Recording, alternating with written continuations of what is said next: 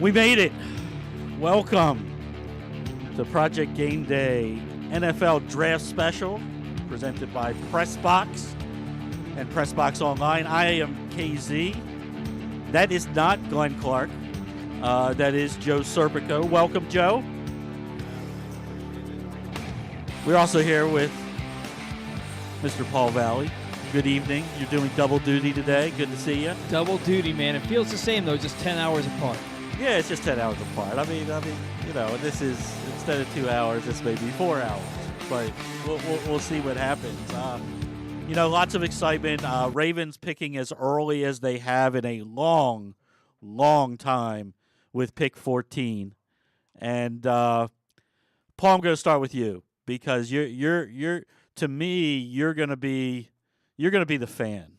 You're every fan for me today. What do you want them to do? What do you think they're going to do? All right, so there's a number of players that they could take that I would be okay with. Any of the corners, really, if they took Stingley or McDuffie. Sauce Gardner's not falling to him. He's not falling to a point where I think they're going to be able to trade up to get him. If they go out and they take Jermaine Johnson or they take Jordan Davis, I'd be okay with that. I don't know that I would want them taking Tyler Linderbaum. At 14, I think that might be a little high for a center. Trevor Penning seems like a dog, but he's really penalty prone. So as long as they get somebody that can start on day one and that can help the team, what I ultimately think they're going to do is I think they're going to take Jordan Davis at 14. Now, if they go out, we're just going to the only thing I think that would upset me is if they somehow traded out of the first round. I remember 10 years ago when they traded out of the first round. We waited around for 3.5 hours for them to make a pick. They trade out of the first round, and they don't make a pick, and you're sitting there like, what do we watch for? It was funny you mentioned that because I've been doing these shows for a long time, and I was doing this show for another station, and I was telling that was one of the years I really thought that they were going to trade out. I just didn't like where they were, and I kept on telling. We had a great crowd. And I kept on telling it's getting late, and it's like 3.5 hours. And I kept on telling everybody, like, just don't be surprised they trade out. I was like, I know we've decided. And then when they traded out, it was like the place was just pissed and emptied instantaneously. I don't see that happening today. Joe, what do you want them to do? What do you think they do? Want them to do, I think their ideal motion would be somewhere on the defensive line. Jordan Davis, like Paul was just talking about, I think would be a pretty solid pick. I'm on the one as to believe, though, that they should go the pass rusher route. I think Davis, I don't want to say necessarily would be a luxury because, you know, they have some weaknesses up there with, Calais Campbell's getting up there in age and things of that nature. But I would love to see a guy I'm sure we're going to talk about quite a bit today would be Jermaine Johnson. There's all these rumors now flying around they might move up for him. My latest mock, I have him still there for him. So I think that would be my ideal guy if they stand pat at 14 or if they move up to, I think the rumor that we're hearing now is somewhere at number 9. Yeah, I'm kind of in the same boat. I do these mock drafts, which are worth the paper that they're printed on. But when you cover the NFL draft, it's some of the people expected, and you do them. I cut down this year. I only did 3. Usually I'm 6 or 7. I only did 3 this year. Only. You do one early. You do one kind of midway through, and I waited for my final. I have right now, if they stay at 14, and I tweeted this out the other day, if they stay at 14, I think the way the board's going to fall, it's probably Jordan Davis. I'm okay with Jordan Davis. I've called him a unicorn. He's one of one. Guys that big aren't that athletic like he is. I don't want to compare. I don't like comparing, but the Ravens have always had that guy. They've had Haloti Ngata. They had Brandon Williams. I know they have some depth with they brought Michael Pierce back, and they have some depth and some younger guys. But when you can get a unicorn and you can get a one of one, I'm not going to be upset with the pick if they stay there. I want them to go get Jermaine Johnson. That's what I want them to do. The biggest need on this football team is edge rusher. Agreed. Oweh was a nice first step. He had a very nice rookie year, but he slowed down as the year went on. Now, that's kind of because of, they have nobody else on the other side. I want to see how good Oweh can be if you have that bookend. And the Ravens right now, we all love Tyus Bowser at press box. I mean, just first-class human being. He's coming off an injury it's not easy to come back from. We don't know when he's going to be back. We don't know if he's a PUP candidate. They have nothing else in the room. So if Johnson, or even we've seen Thibodeau in certain places, and I think 9's that happy area. I think Seattle wants to get out. Go get it. It's not going to cost you that much. Well, what is it going to cost you? I think it costs you 2 4s this year and maybe a 3 next year. I think if Seattle's willing to do that's the kind of range. I don't think the Ravens are going to give their 1 and one of their 3s this year to get there. I don't see it. I can see them giving 2 4s, a pick next year because it's the Ravens. That pick will come back. And that gets it done. It's not, I don't want them to go to 6. It costs too much to go to 6 because I think that's another natural trading spot if the Carolina Panthers aren't interested in a quarterback. Which I think they are. Well, they could be. We'll go down that road when they're on the clock and things like that. But Seattle's a team that I think can, are they in the quarterback business today? I don't know. Could be. I ultimately think that's where Baker Mayfield ends up. I think that's the ideal landing spot for him because I don't think Carolina has the capital. If they wanted to potentially bring him in, I think Seattle is your best bet at this point. And are they really going to ride with Drew Lock? I just can't see that being the case. I do think that there's an opportunity to bring in Baker, see what he does for 1 year. And we all know that this year is a kind of a weak class, and next year supposedly it might be a repeat of last year where it's 1, 2, 3 at quarterback. So I could see 100% Seattle giving Baker a shot, and not that it's going to take that first-round pick, but I just don't know if I'm a quarterback needy team this year, and there's a bunch of them. There is. For a year that doesn't. You're going to say this, and then there's going to be 5 quarterbacks in the first round, and because they always get pushed up. Mm-hmm. But in a year where you could really see 1 or 2 only going in the first round possible, I don't know if I'm Seattle at 9 and I can't get out, why I wouldn't take Willis. I mean, he's the home run pick. He's also the biggest bust pick. Agreed with that as well. But why wouldn't you swing for the fence with that roster? I mean, so you miss. If you miss, okay, well we're picking 8 or 9 next year. What? I just if everybody is right, and I like Willis, I like him a lot. He's not my number 1 quarterback. I am well in the minority with my number 1 quarterback, Sam Howell. I get it. That's fine. Everybody talks about everybody else. Sam Howell's the best quarterback in this draft. He's got all the tools. He was terrific when he had weapons around him. All the weapons left, and surprise, surprise, when you don't have weapons, you're not as good of a quarterback anymore. I'm a big fan of Sam Howell as well. For me, if we're going to talk about my favorite, for me, it's Matt Corral. I just like some of the things he did at Ole Miss, going against those SEC defenses. The only knock on him, I think, is because he came from Lane Kiffin's system, which isn't the most pro-friendly. But we're seeing NFL offenses these days switch to those college-style offenses. So if he lands with the right team, I personally think he would be a good fit at, say, Atlanta in the second round, sit a year behind maybe Marcus Mariota. He does a lot of things that Arthur Smith and that team likes to do with their play action, things of that nature. I think that would be a good fit for Matt Corral. Look, I like Matt Corral. My biggest knock on Matt Corral is he's had all the talent in the world around him, and it's been okay. I mean, he's been okay, but you look at what Ole Miss put into the draft over the last couple of years. I don't know if it's the system. I don't know if it's a line thing. He's got some physical attributes that I really, really like. You got to be more productive for me. And I get it's the SEC and it's a tough place to play quarterback, but he's got to show me more to be a first round pick for me. Pickett's the safe guy. for the quarterbacks. I hope he goes in the top 10. I hope Willis and Pickett for the Ravens go in the top 10. Well, that's good ideal, yeah. Good players are coming down if that's happening, and any chance, because I talked about this before, any chance they take a wide receiver at 14?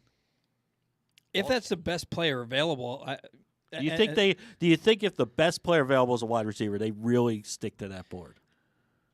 It depends on who else is available. If your best player available is a wide receiver, say it's Drake London or Garrett Wilson, but then you also still have Jermaine Johnson or Jordan Davis, no, I don't think they take wide receiver. If their guys that they're targeting in their biggest areas of need aren't there and your best player is a wide receiver, they're going to take a wide receiver. For me, there's 4 positions that I think the Ravens don't even have to look at, and they all just have to be on offense. Quarterback, running back, wide receiver, tight end. I think you have those things kind of, which is weird to say for the Ravens for considering their history of offensive productivity, but I think that they have those guys pretty much set in stone, at least for your first-round guys. Yeah, we need some depth in the later rounds, but as long as the first round goes, I don't think you're going to see anybody on offense unless it be a lineman of some sort. I don't disagree. I don't disagree with you. I think it is weird that the need is at offensive line and the defense, first and foremost. If one of those wide receivers are there, let's say the 3 tackles are gone, the top 4 rush edges are gone, the top 2 cornerbacks are gone, and Jordan Davis is gone. You're sitting at 14. Who else are you going to take? Give me Wilson, right? Give me a speed guy. Yeah, Give me London, a 6'4" guy. Hey, let's swing. Let's really swing for the fences and take maybe one of the top 5 players in this draft, and take Williams. I know he's going to miss 6 to 8 weeks. Don't tell me he's not the best wide receiver coming out this year. I agree 100%. He's my first receiver. There's the swing. Like if your guys are gone and you can't trade out, give me him. Why not? Go. I mean, second half of the year, why not? I mean, you got 10 picks. You got a second and 2/3. You can't tell me you can't get an edge, a cornerback in those 2 picks to come in and help you right away. I'm not saying that they do it. I'm just saying I'm not against it tonight that they go wide receiver in the first round if he's the best player on the board. Well, I was ultimately going to ask, what would be the position? What position is there that you would be upset that they do go tonight? Because it doesn't sound like wide receiver. Because I don't think quarterback we could throw out the window. I think running back we could throw out the window. Well, at 14, I mean, there's no quarterback. I mean, obviously, Well, for the quarterback. obvious reason, I mean, Lamar. but there's no running back that's a top 14 player. There's no tight end that's a top 14 player. I don't know that there really is another position that I would say is off limits. I guess the guy that would upset me the most is Tyler Lindenbaum, or I'm going to mispronounce his name, but the center. I center at 14 does nothing for me. Macari, I get that when he was forced into action. And, oh, by the way, you haven't played center in a billion years. But, by the way, next week, you're our center. Go learn how to do it again. I'm not holding that against him. He's a really good lineman. I like Cologne. I think he's a good player. I don't think he's shown poorly in any time that he's been forced in because of injury or things like that. So I don't think I would be highly upset if they went center at 14. Well, other than that, I'm good. Well, the thing with Cologne Castillo, or is it just Castillo now, or Cologne? The thing with him is that the knock on him, he's undersized. So maybe he can show well for a game or two, but how long can he stay fresh? How long can he keep taking a beating being smaller than the guys coming at him? Macari, I'd rather see him play guard or tackle. Yeah, but he can't play that on this team. Mm-hmm. Yeah. I mean, unless, we're repeating last season again. Yeah, Macari cannot be the guard or tackle on this football team for them to have the aspiration that they're going to have. When I say that, I kind of rotate type of thing. And sometimes it's a good thing when you have a lot of offensive linemen, you can rotate them and keep everybody fresh. And Ravens have done that in the past. But I know that you got Zeitler and you got Morgan Moses and you got hopefully Stanley's back at left tackle. You have kind of a hole at left guard, unless you're thinking that Ben Cleveland's going to step up and do something. Why can't Makari slide over to left guard unless that's completely foreign to people who have only played on the right side? No, it's a good argument to make, but to take it back to where he was going, I mean, I agree 100% that Lunderbaum, or however you pronounce it, I'm going to butcher that too. It's just way too high for 14 when you got guys that fill your, what you normally call your premier positions, your defensive ends, your tackles, your cornerbacks, and things of that nature. When there's just so many of them in the top 20, I think Linderbaum's a guy we're going to see probably in the back half of the draft, just because now the knock on him too is they're saying he's got short arms. They're really getting nitpicking. Don't get me wrong, he's going to be a really good center. I just don't think that that's the guy at 14. I'll give you a little preview. I don't even have him in my first round. I don't even have him in my first round. Todd McShay said he expects him to fall out of the first round. Oh, really? I said Okay. Him and Karloftis. So the draft is finally going to actually get started, which at 8:16 that the first pick is in and they're going to kind of announce it, I'm okay. Because usually, I know this starts at 8 o'clock. Oh, yeah. But 8:15 is when, usually the clock starts. So the pick is in. I'm just going to tell you right now, I think that this is going to be one of the wilder drafts because I think after the first three guys, I honestly have no idea it's a where we're going. crapshoot. And this could set the tone. Everybody and their brother thinks this is Walker out of Georgia, which is a fine pick. I think he's going to be an absolute terror in the NFL. The problem when you look at Walker is that he had so many good players around him. I mean, everybody needed to eat, as they say. Yeah, no, I 100% agree. And that's what concerns me a little bit is, when you have three guys that look like they could go anywhere, definitely going to go in the first round.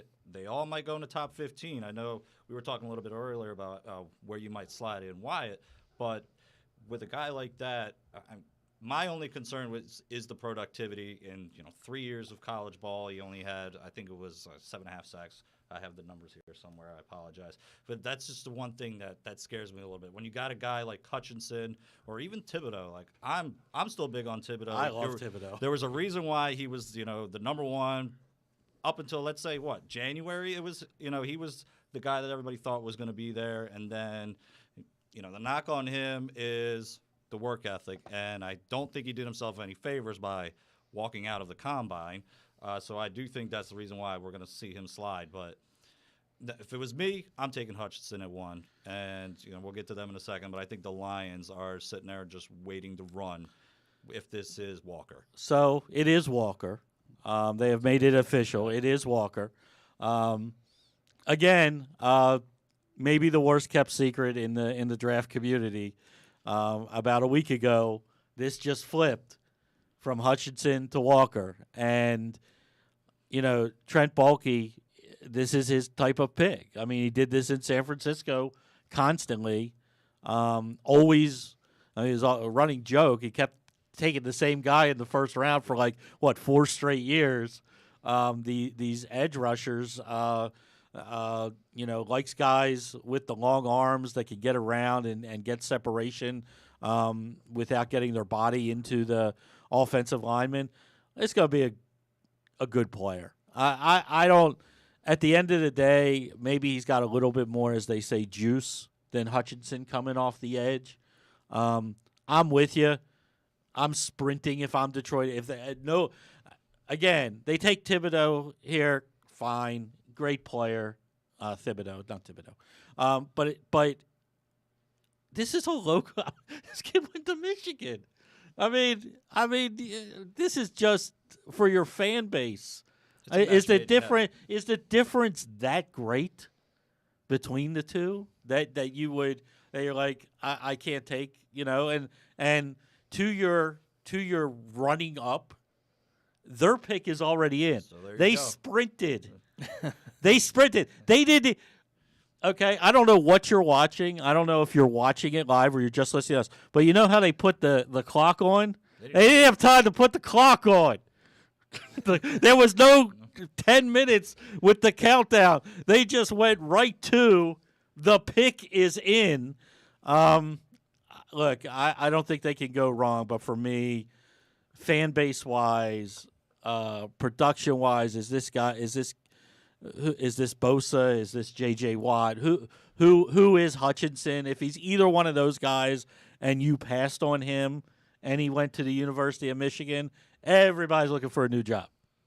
3 years from now, everybody's looking for a new job. Yep, that's 100% the truth. I think that's the dream. And on top of that, people don't think about this sometimes, but the jersey sales that come from your local hometown guy being drafted. Oh my God! So that's just a cash cow waiting for you by taking Hutchinson. So it's our assumption is it's another edge, and the 2 picks, 2 edge guys going off the board.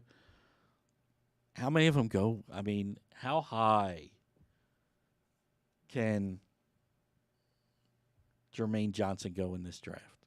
How high can Thibodeau go in this draft? Could all 4 be top 5 guys?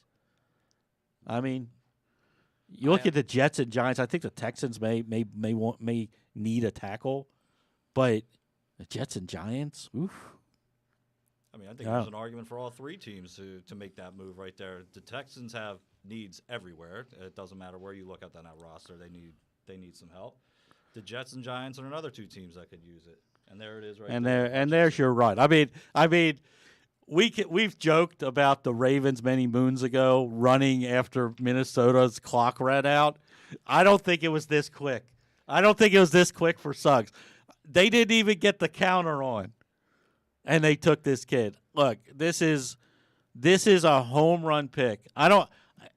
To your point, just in sales of jerseys, they'll sell out by tomorrow. This is their kid. It's a good. I like this kid. I don't think there's any downside to his game. Rumored to be the number 1 overall pick for a long time, but now, okay, well, we got the edge run. The Texans are on the board next. The Texans have been rumored all day. Here's where the rumors come in. They want to get out of 3. So who could jump up? Who's desperate here? I don't see a team that can get up to 3 that shouldn't just sit where they are. I'm a total agreement with that as well. I mean, if you're the Giants, you have 2 of the next. You got 5 and 7. If you're the Jets, you got 4 and 10. There's no reason unless the Panthers decide they want to trade back, and they definitely do need some draft capital.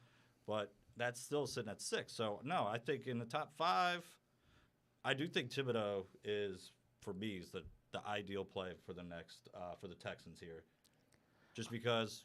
You have to take the best player available, and in my eyes, there was a reason why this guy was the top pick all the way through the whole process. And for me, you got to sometimes, we talked about it before, the work ethic issues, but you got to sometimes just take the talent, and he is talented. There's no denying that. So I don't disagree with you, except I'm going to disagree with you in the fact that your quarterback next year is Davis Mills. If you're the Texans, you better protect the kid. Like this is the classic mistake that I think some teams make in the draft. I think Cincinnati did it with Joe Burrow. It's like I thought the Jaguars did it with Trevor Lawrence with their second round pick. You got a young quarterback. You got to keep him upright. And right now, I think the Texans need to take whichever offensive tackle, and there's 4 of them that, for me, are, hairs apart, and that's Aquanu from NC State, Cross from Mississippi State, Neal from Alabama, and I'm a Penning guy. I know there's lots of people who aren't Penning guys, but from Northern Iowa, I like Penning a lot. He's one of those unique size, speed, nasty type guys that you don't find all the time in the NFL draft. I just think that the Texans, for me, have got to go offensive line here. Now, they have lots of needs. They're picking 3 for a reason. This is going quick. You're getting your wish right now. These may be the fastest 3 picks in the history of the NFL draft. It's going to slow down. You're probably right. It's definitely going to slow down. The fun will start. But look, they just put up a graph. They were last in offense. They were 31st in defense. They have a defensive-minded head coach in Lovie Smith. I get it. I got to protect my quarterback. It's still an offensive league. Well, if they're going to go offensive tackle, and they could trade back and still be able to get an offensive tackle. They could. They could get one at 13. They could get one at 13. I agree with you. Like if you're sitting there and you're saying, well, could I get Penning at 13? Mm-hmm. Could. It's possible. He could fall there.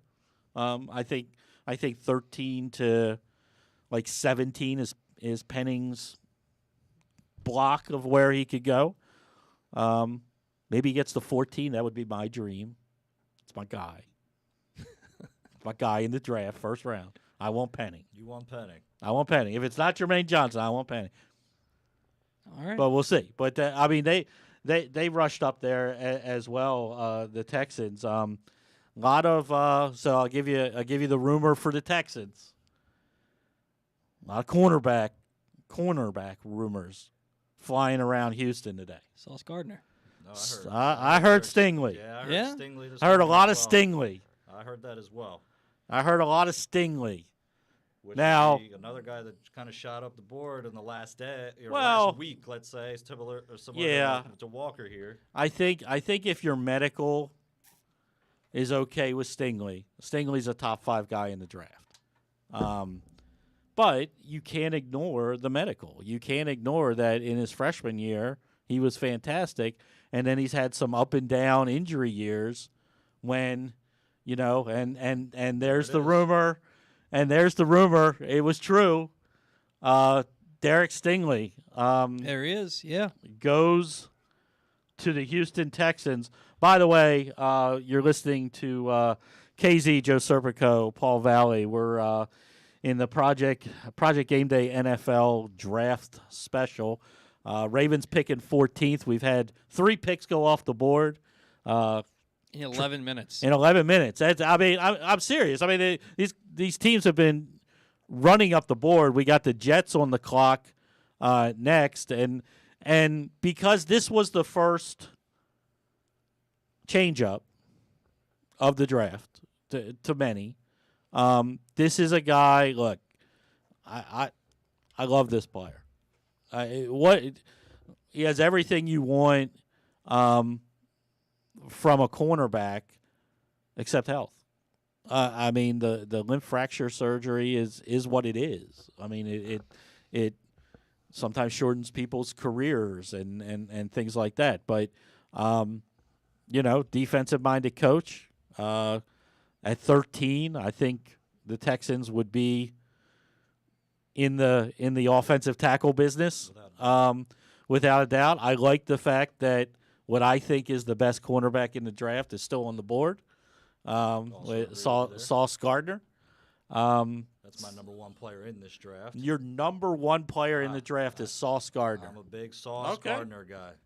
Gardner guy. Zero is zero. Okay? That's how many touchdowns the man has given up in his college career.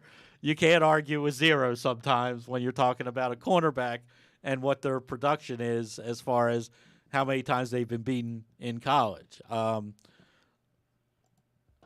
have a different number 1 overall guy, and I know that he's going to fall in this draft. But on tape, my number 1 guy is Kyle Hamilton.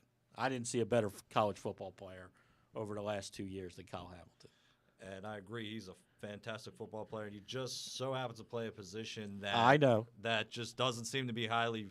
If we were talking about mock drafts maybe 3 months ago, Kyle Hamilton was a popular name at number 3. We were talking about that not that long ago. But it looks like now it sounds like he's going to be dripping out of the top 10, kind of like I said before, because he doesn't play one of your premier positions of tackle, end, or cornerback. Yeah, I get it. I get it. I like good football players. Oh, he's a damn good. I like good player. football players, He's a damn good and player. If he's there for Temple, Philly guy here, if he's there for Philadelphia, I would absolutely love that for them. Would you like that if he's still available for the Ravens? I have no problem with it. I got no. Which I figured would be. I have no problem with it, and I said that the other day. I was talking on a chat, and I said Hamilton for me is the guy that's going to be really tough if all the corners and all the edge rushers are gone at 14 and he's still there. He's the one that's going to be tough for me to pick because on my board, he's high. Mm-hmm.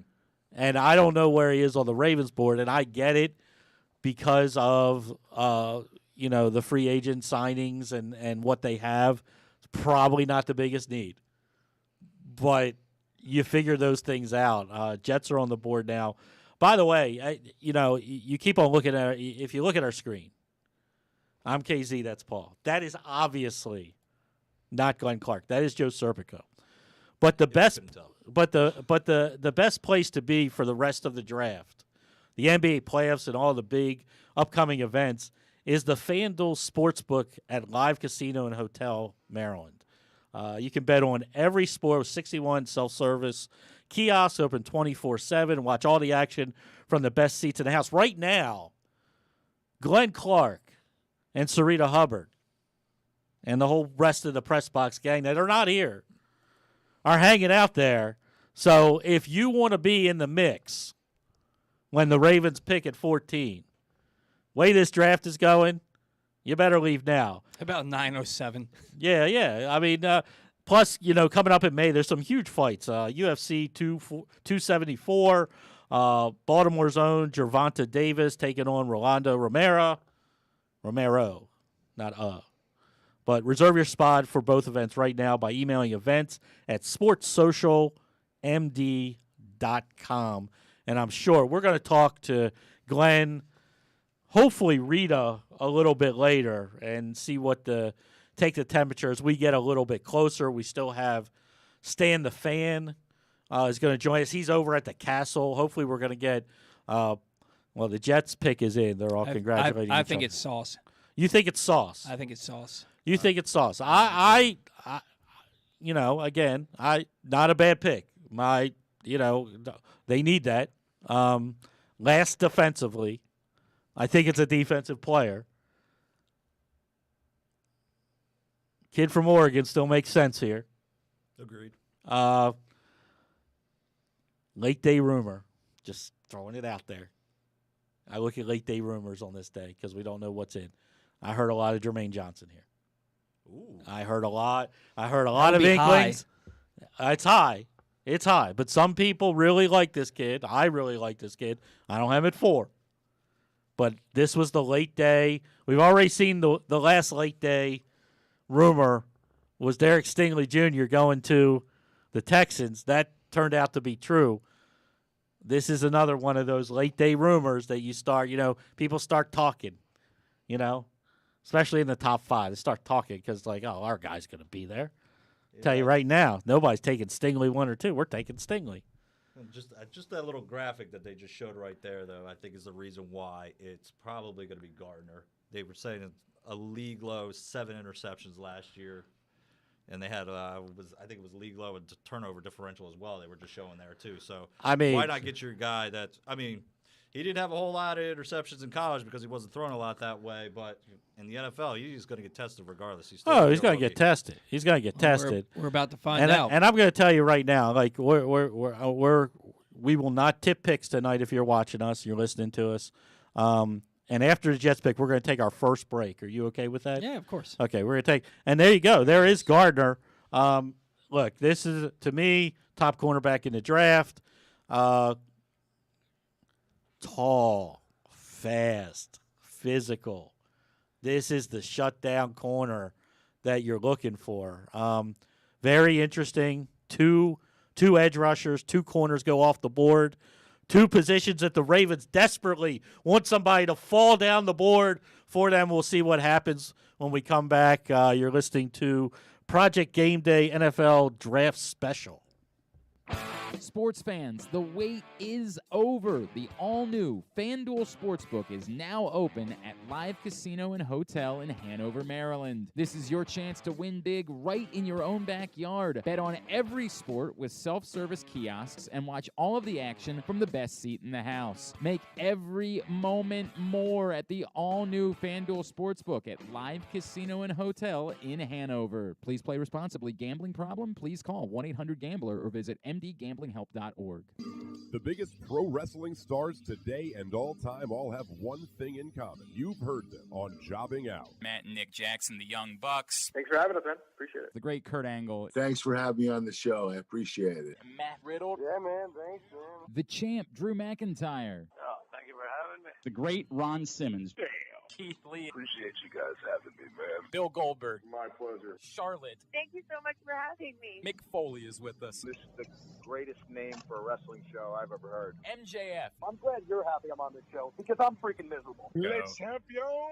Chris Jericho. Le champion. AJ, Aaron, Brandon, and Glenn are talking pro wrestling every week on Jobbing Out. Find it at PressBoxOnline.com/radio, iTunes, and SoundCloud.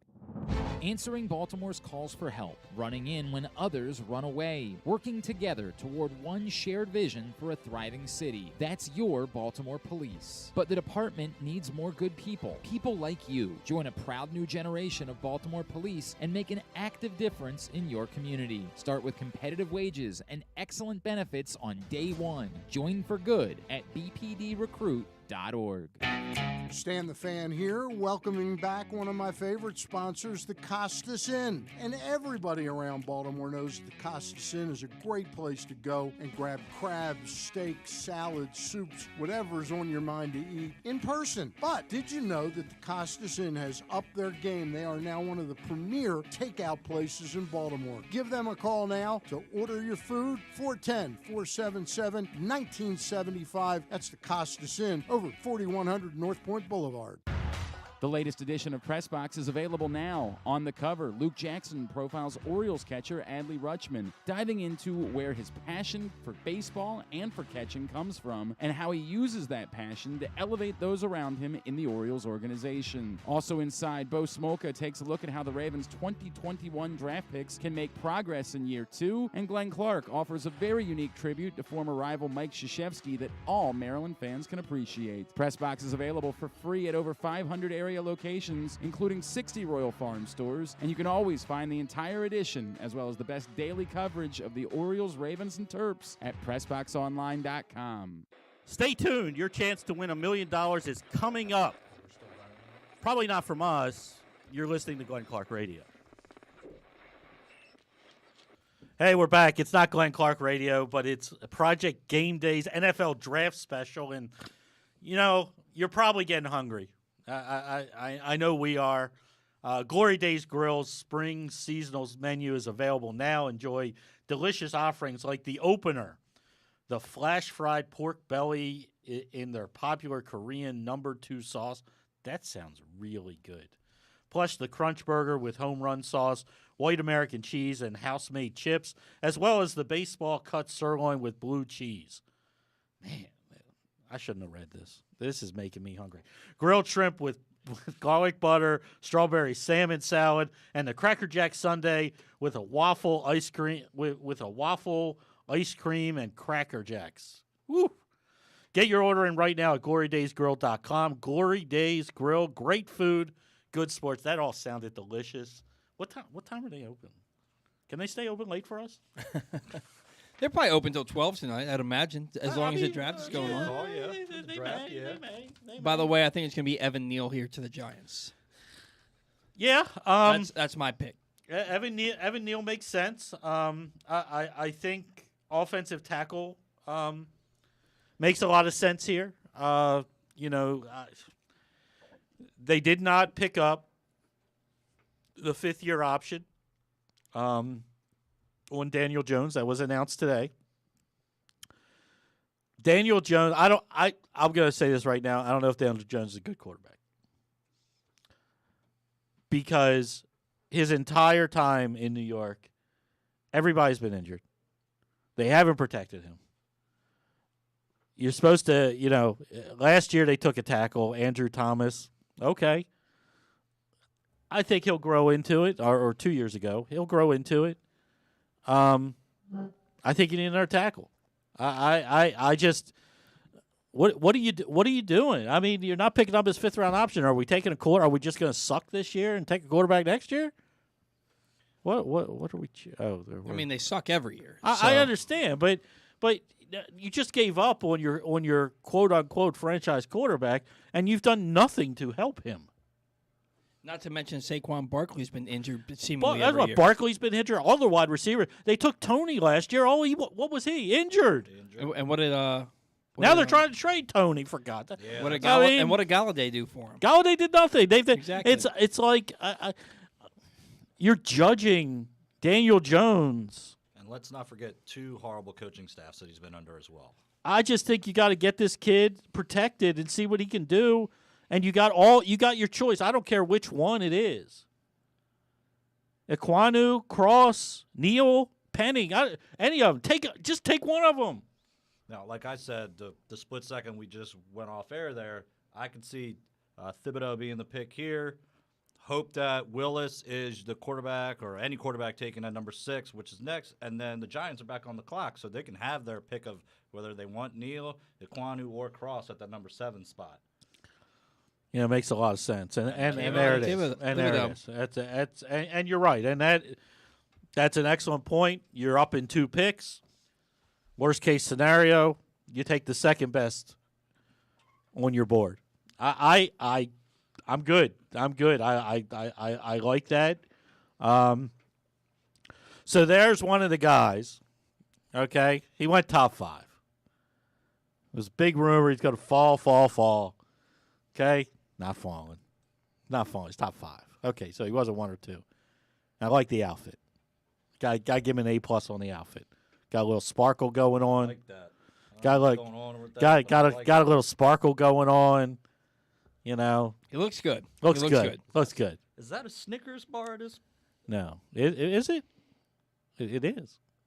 Looks like it. It might. I don't know what it is. It looks like a Snickers bar. But look, we're 5 picks down.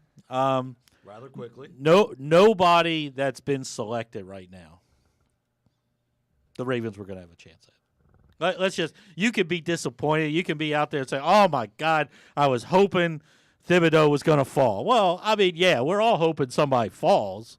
Is there anybody left that you would even trade up for now at this point? Jermaine Johnson. You think they trade up for Jermaine Johnson? Go get. I'm telling you, if he gets past the Atlanta Falcons, who need him, they have a lot of needs. If he gets past the Atlanta Falcons, Seattle's phone better be ringing off the hook. What's it going to take? You mentioned it before. You that selection at 14 and a couple 4th rounders, maybe a little something extra next year, and you got your guy. I get that they have needs. There's no bigger need on this football team. If they line up tomorrow, they have every position taken care of, except the player that's going to be the opposite rush end from Owe. Right now, on their team, without taking any draft picks this year, they can go out and play a football game and win football games in the NFL. I don't know if they can win a Super Bowl. They win football games in the NFL right now at every position they have except another rush end. They don't have that guy healthy, ready to play today in their building. No, they don't. That's why you got to go get the guy. If you're the Ravens, when are you ever going to pick this high again? The hope is never, usually. Right, usually. You have Lamar at quarterback, you're expecting to be in contention. They never pick this high. The highest they've ever picked before this. Wait, I mean, Ronnie Stanley, and what was it, 13, I believe? Or maybe before that. But yeah. This long time ago. They don't pick. Once every 8 years, do they pick this high? Because they're a perennial playoff team, and even if they don't make the playoffs, you're still picking in the 20s. Yeah, I mean, I think they got Stanley at 6.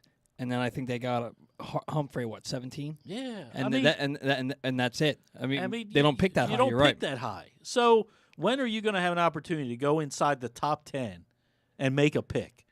You're not. You're not expecting to. So why not go do it? And this is where Ravens fans, we want a quarterback right here. Absolutely. We want a quarterback right here. Now, I think they're taking a tackle. I am dumbfounded that there has not been a tackle taken in this draft. I think if we're going to talk about shockers, which is not really much of a shocker, I think we could have saw any of these guys go in the top 5. But it is a little surprising that not one tackle has been taken. What are we headed into pick 6? And then now I think this puts Carolina a little bit in a conundrum and say, do we go quarterback or do we take the number 1 tackle on our board? Is there a quarterback in the draft that you're willing to take in number 6? For me, I mean, if you're going to swing for the fences and Matt Rule's got a job he's got to save, it's Malik Willis because they don't have many other picks in this draft. They don't have a second-round pick.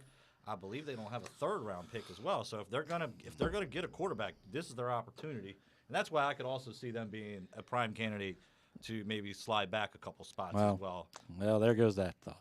As soon as I say it, right? As soon as you say it, it's gone. I mean, all right. look, I guarantee you they're trying. They tried. But, Absolutely. But I just nobody's coming up. The Ravens or the Eagles are the only ones that even make any bit of sense of who's picking here over the next 10 picks.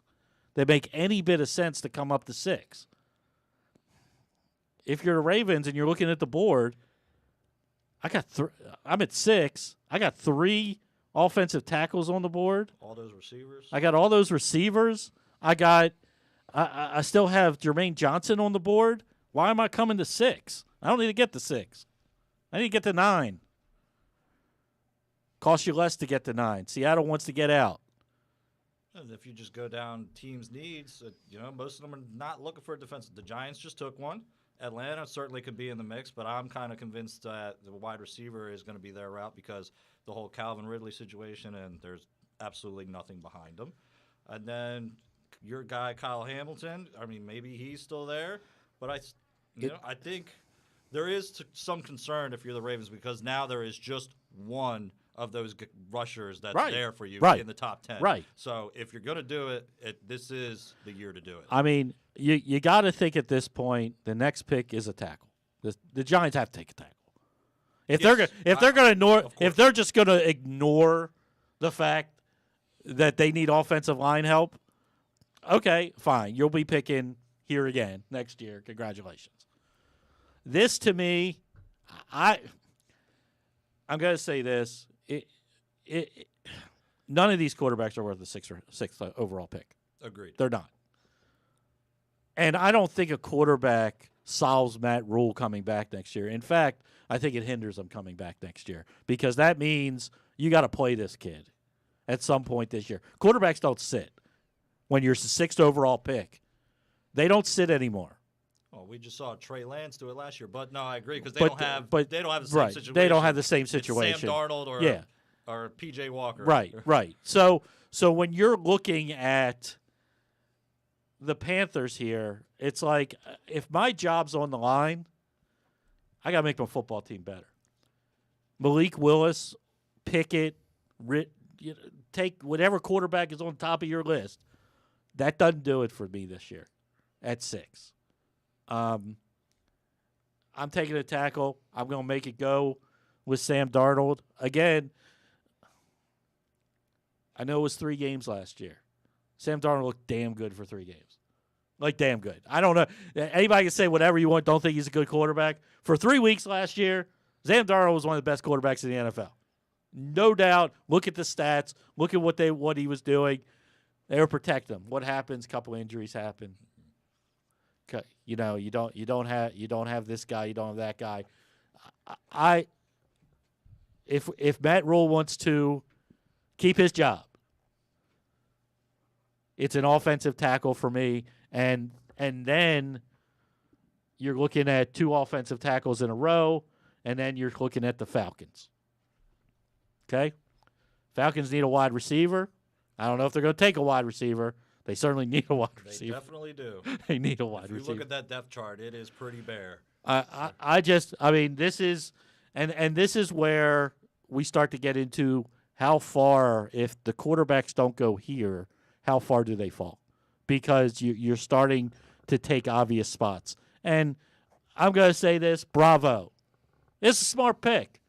Akeem Ikwanu, NC State tackle, best tackle in the draft for most people, my second best tackle. I know. Nobody else in the world has Penning as their top tackle. I know. But now you got the Giants up. I think it's Cross or Neal. And then we have to start talking about the Baltimore Ravens moving up because Atlanta Falcons have lots of needs. Who says the Atlanta Falcons don't want to trade out of here? That's also very true. Okay, so I think to me, 8 was my starting point where the calls start making. Okay, Atlanta, what do you need? What do you need to get me up here? So we'll see. And I think you can go down the next 3 picks. You can just go down the line. Well, I don't think the Jets are trading out. You do not. Nah. You don't think they're trying to stockpile a couple two top 10 picks this year? Take them. Well, so how about the rumors of a potential Debo trade? And I saw that pick? ridiculous thing. I saw that ridiculous trade. Why? If you're the Jets, are you doing that? I mean, Debo's not saving anything. Well, not when you can have Yeah. potentially, a Jameson Williams or a Drake London. Maybe all your pickings at that point if Wilson doesn't go off as well. So, so we got the Giants on. We got the Giants back on the board. They with their 5th pick, they went defense. They went edge. I'm going to keep on bringing up his name because I'm going to talk it into existence. Darn it. That means they don't take Johnson. They don't take Johnson. So that's a good thing for the Ravens. Hey, he's at 8. You don't have to get up. What's that? 6? You got to get up 6 spots. Go get your boy. And again, when you have 5 4th-rounders, it's give them all. Give them all. Give them all. Give them all. Let somebody else have the greatest 4th round in the history of the NFL. And then, it's what the Ravens are known for. They'll get it back somehow in a comp pick or something along those lines. That's just what they do. That's what they do. Oh, every time. I mean, this is going along swimmingly. The draft is going. None of these so far. Everybody's been taken in the top 10. I has a top 10 pick. Agreed. So it's not. We can all. This is the fun part about mock drafts. It's like, yeah, okay, we're all guessing. We're all guessing. By the way, I mean, we all take this seriousness. Who had the best in the mock draft and blah blah blah blah blah. It's fine. It's fine. I mean, there are people right now that they've matched 5 out of the 6 already. Fantastic. Good job. Pat yourself on the back. Pat yourself on the back. I don't know where I am. I'm so far down. The guy who won it last year, who was historic last year. Okay, Josh Norris, underdog fantasy now. He's 3 out of 6. Okay, whatever. It just Daniel Jeremiah. He's 3 out of 6. Ken Zalis. He's 3 out of 6. We don't know. We just don't know. That's the bottom line. And that's what. And the mock drafts are fun. The New York Giants pick is in already. I just you come into this draft. The New York Giants needed O-line, safety, and a rush end. I don't think safety's going here. I think we'll be stunned if that's the pick. I will be. Again, I liked your thought. I loved it. All 3 tackles were there. Take the best defensive player on the board. Get the best edge that was on the board. And now we got our pick of an offensive lineman. A lot of people say that Evan Neal's the top offensive lineman in this draft. Okay. I could be sold on that. There's also been some late rumors about some health things. I don't know where that came from. I don't know if that's the Giants floating that out and saying, you think we can get this kid to fall to 7? You think there's any possibility we can get Evan Neal, the top tackle in the draft, to fall to 7? Hey, let's say our doctor saw something. Well, it worked if that's the case. But also, we're watched all of them fall at this point, which has been a surprise to many of us.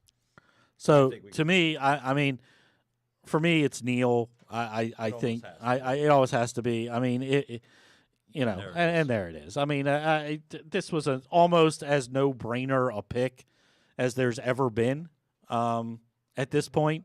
By the way, I gave John Colson a tip. He wanted me to give him a tip on his way out. And he goes, give me 4 guys that are guaranteed to go in the top 10. And I said, well, I'll give you Walker, Hutchinson, Thibodeau, and Iquanu. I was like, they may be in the top 5. So hopefully he cashed that ticket. There you go. Who we got? Who's on the hotline? We got Jeremy Kahn for you. Jeremy Kahn, 105.7, The Fan, Big Bad Morning Show. How you doing, sir? What's up, KZ? How are you? I'm good. Here with Paul Serpico. Not Paul Serpico. Joe Serpico, Paul Valle. Having a good time. Draft's going swimmingly. Everybody that comes on, you got to give me 2 things. What do you want the Ravens to do? What do you think the Ravens will do? Oh, man. Well, the guys I was hoping for and hoping that they would slide were the cornerbacks. And not that I have an issue if they decide to go another route here. But I'm thinking they end up trading back. I'd love to see a pass rusher slide to them if possible. But the way that this draft started off, I mean, I think things kind of got crazy. What would you say, KZ? This week, maybe, where all the talk changed of the number 1 overall pick. And then I think they had Stingley Jr. going anywhere from 18 to as high as we saw tonight at 3. So just kind of a crazy draft. Yeah, the Stingley thing that came within the last 48 hours, and I'm like, oh, okay. I thought we all had injury concerns with him, but not about the play. I mean, obviously, when he's played, he's a tremendous player. I just look at if I'm taking a cornerback at 3, and I hope and I always preface this because we all, you and I have done this for almost 2 decades. Don't tell anybody. But we want all these kids to succeed. We're not nitpicking. We're just giving opinions on them. Sauce Gardner, gave up 0 touchdowns and is healthy as any player coming into the draft. I don't know how, if you're taking a cornerback there, I don't know how Stingley's the better cornerback to take there. But I hope they're both successful.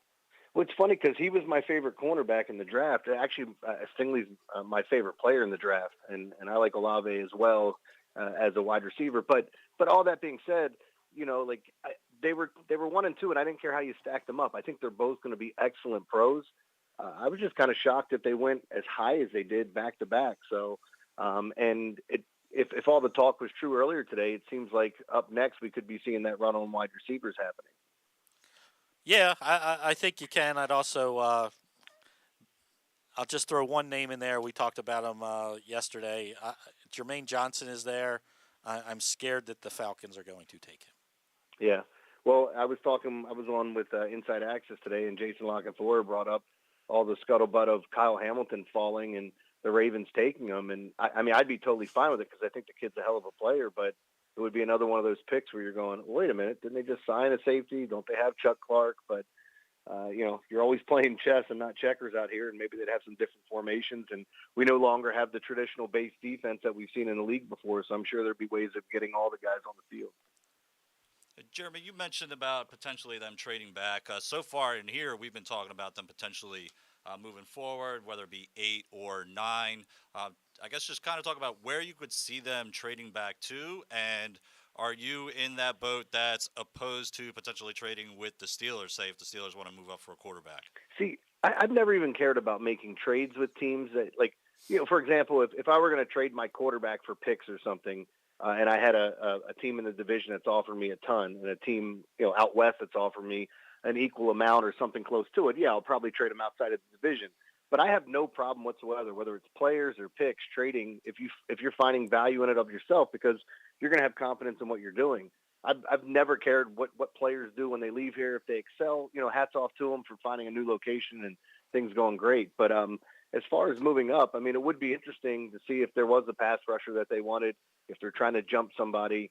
I thought there was a chance if, either one of those cornerbacks slid that maybe they might move up a couple of spots. But and as far as trading back goes, it just makes me wonder about the quarterbacks. So when do we see the quarterbacks come off the board?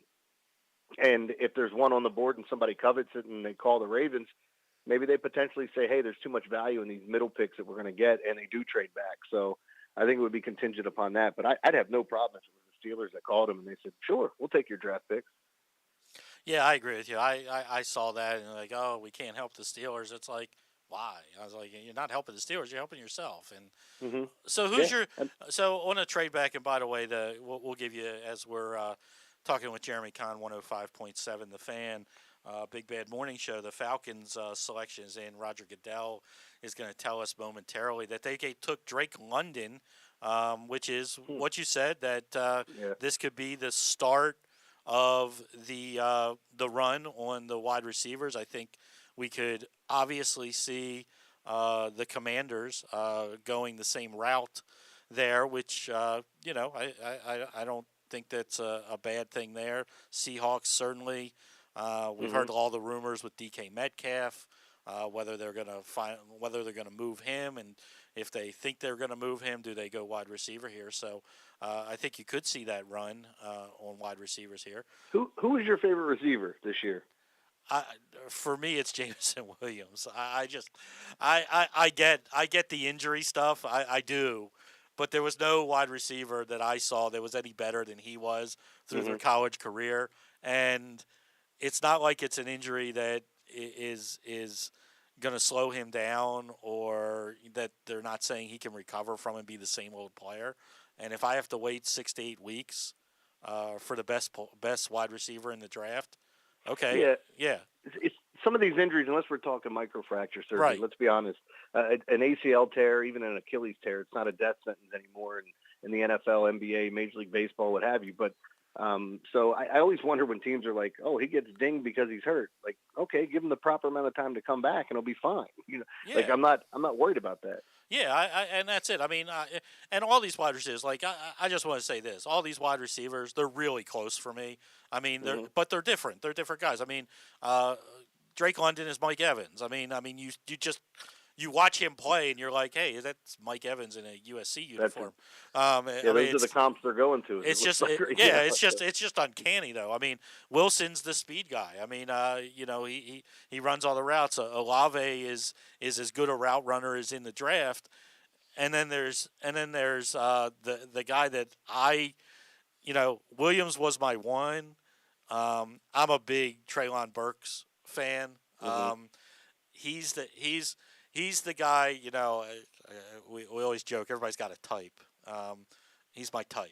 That's kind of how I am with Olave. Go ahead. The 6'2", 200-ish pound, guys that just run all the routes. That's the wide receiver I love. And, so any of them, I mean, they're all going to be, in my opinion, good pros. Well, and that's, for me, it's scheme above everything. But, when I'm looking at wide receivers, if I'm going to go scheme, then I have to have great route runners. And that's what always attracts me with some of these guys. Sometimes you just look at athleticism. But if I'm going to run a certain scheme and I got guys that can put their foot in the ground and cut and get to open spots and have good hands, I know that's a lot to ask, but, when you're drafting this early. But the funny thing is, a lot of those guys work primarily out of the slot, and slot receivers tend to slip in the draft. And I go, I don't understand it. It's another position on the field that you can attack with. I get it. The guys on the outside can be more valuable. But you can't sit here and tell me that you wouldn't love to have a Justin Jefferson right now. Or even when, Jarvis Landry was coming out. Sure, he could work outside, but he was better in the slot. And you see it from a lot of these guys, and that's what I see out of Olave. I just think that from his route running and his technique that, that he's going to excel at the next level. And I think it's a very, very safe pick. Yeah, we talked about it in our opening. It's like, what position would we be upset with if the Ravens took that position at 14? And obviously, we discounted tight end, running back, and quarterback because first of all, it's not happening, and there's player that's going to go that high, and obviously they're not taking quarterback that high. And we brought up the wide receiver, and I'm not against it. I've Ravens fan base has been very fickle during this draft season with what they like and what they don't like, and I've seen a lot of people adamantly against taking a wide receiver, and I'm best player available at 14. If one of these wide receivers is the best guy left on their board and is higher than a Penning and higher than a Jordan Davis. Or higher than a Kyle Hamilton, then take the wide receiver. Let's work it out. This is the reason you have 10 picks, and you have some flexibility to move around, and it's a deep draft in certain spots. I agree wholeheartedly, and I know people get tired of hearing me say it. That this is chess, not checkers. It's not, okay, we lost this position. Now we have to take them with our first 3 picks. You continuously do that, you're going to lose in the draft. You have to treat this like chess and be thinking 2 moves ahead, and that's why. When I was upset that they didn't take O.J. Howard and they took Marlon Humphrey, I'm like, okay, let's take a look at the players and see what they do at the next level. But all of these things aside, taking if let's say Hamilton falls to him and they have him as a top 5 talent, wouldn't you rather have that guy on your team and create packages for him? I mean, don't you find ways to get guys on the football field now instead of saying, hey, you're a D-end, you're a linebacker? Like, they move them around and mix things up. So I'd be perfectly fine with it, although it would seem odd and not necessarily seem like a need at that point. But when you're getting value, I think you take it. No, I totally agree. And Seattle's on the board, and this was the first spot that I thought maybe the Ravens could jump into. It's not going to happen. Seattle is going to make a selection here. You have a couple of tackles still on the board. You still have Jermaine Johnson on the board if you're Seattle, and thought that maybe this was a spot that the Ravens could attack because maybe Seattle was, could be in the market for a quarterback, but just didn't want to take one in the top 10. So we'll see. And it's a good spot too, where you're not giving. I mean, you're not giving up a ton, right? Yeah, right. But you look at that chart, and I think it's fair for what they have. Yeah. Well, I'm going to let you go, my friend. Enjoy the rest of the draft. I appreciate you taking some time to come on. It'll be a long night. I know you got an early day, so do you go to sleep on a night like this at all, or So it all depends. Like a night like the NFL draft, I want to stay up, but if I'm sitting here and I start to fade, I'll catch up in the morning. I'm hoping to catch the Ravens pick, and if they don't trade back, or if they pull the old Lamar move and move back into the first round, so and then find out about it in the morning. But at least it's not like a game. It's easier to kind of catch up on. You can scroll through and go, "Oh, I can't believe they did that." Good enough. Jeremy Kahn, 105.7 The Fan. Big Bad Morning Show. Catch them on 105.7 tomorrow morning. They'll have everything going on about the draft and what the Ravens did. Thanks for your time, my friend. Thanks, man. See you guys. So, yeah, I mean, excellent points. I mean, again, the wide receivers, they may be the best guys on the board coming up. Here's what we're going to do. After the pick is announced for Seattle, let's take another break. We're going to try to get who are we going to try to get? Who's on the list at 9? I forget. I had so many people tonight. Cole Jackson. Cole Jackson. We're going to try to get Cole. Cole is everybody knows Cole. Okay, you know who he is. Very good draft guy. Really does an excellent job with the offensive line and defensive line. So perfect guy to have on. And right as we get, if the Ravens do not move up at any point, right around the 12th pick, we're going to get Stan the Fan on. He's at the Castle as the Ravens start to get going. Roger Goodell. I wonder if they're booing him. We don't have our sound up. Somebody tell us if they're booing him. I think it's a guarantee. It's usually a guarantee, but it's like maybe if I unmute myself. There we go. Tackle Charles Cross. Charles Cross. There's already something on Twitter about him being booed mercilessly at the beginning of the draft. By the way, we're going to take a break. You're listening to the Project Game Day NFL Draft Special. By the way, the dream is still alive for Jermaine Johnson. We'll be right back. Sports fans, the wait is over. The all-new FanDuel Sportsbook is now open at Live Casino and Hotel in Hanover, Maryland. This is your chance to win big right in your own backyard. Bet on every sport with self-service kiosks and watch all of the action from the best seat in the house. Make every moment more at the all-new FanDuel Sportsbook at Live Casino and Hotel in Hanover. Please play responsibly. Gambling problem? Please call 1-800-GAMBLER or visit mdgamblinghelp.org. That first sip. That first bite. Start your day off right with a delicious breakfast at Royal Farms. Choose from a fantastic selection of fresh Royal Farms breakfast sandwiches and top it off with a rich hot cup of the freshest coffee in the world. At Royal Farms, breakfast is available day and night. It's the freshest breakfast in the world. Real fresh, real fast. Royal Farms. Baseball is back, and so is the spring seasonal menu at Glory Days Grill. Start with the opener, flash fried pork belly with our popular Korean No. 2 sauce, and take a bite out of the Crunch Burger, topped with home run sauce, white American cheese, and house-made chips. It also features irresistible options like a baseball cut sirloin with blue cheese, grilled shrimp with garlic butter, and a strawberry salmon salad. And then there's the closer, the Cracker Jack Sundae with a waffle, ice cream, and Cracker Jack. This menu will be gone at your neighborhood Glory Days Grill. GloryDaysGrill.com to find out more. Great food, good sports. Baseball is back. I'm Paul Valle. And I'm Zach Goodman. You can find us live every Saturday from 10 a.m. to noon talking all things Orioles and Major League Baseball. Like the debuts of Adley Rutschman and Grayson Rodriguez. And how the rotation and bullpen are rounding into form. Watch us live at youtube.com/PressBoxOnline and Facebook.com/PressBoxSports. Or you can listen at PressBoxOnline.com/radio. That's the Bat Around, live with the latest in baseball coverage every Saturday from 10 a.m. to noon. The Toyota Tacoma comes in a wide range of models and trim lines. You can choose the perfect Toyota to reflect your unique personality and driving habits. Check out buyatoyota.com for deals on new Tacomas from your local Toyota dealer today. If you miss anything, don't forget that you can find whole shows later on Spotify, Apple, or Amazon Podcasts. It's Glenn Clark Radio. Hey, we're back. It's not Glenn Clark Radio. Stop saying that. It's Project Game Day's NFL Draft Special. By the way, we have a feast here. Our good friends over at Alonzo's over on Falls Road did a great job of providing us with some Game Day stuff. Keep us nourished because we're through 10 picks already. I mean, this isn't under an hour. We're through 10 picks. The Jets pick is in, but hey, make the most out of every day in a Toyota RAV4 available in hybrid or gas-only models. A RAV4 can get you where you want to go in style.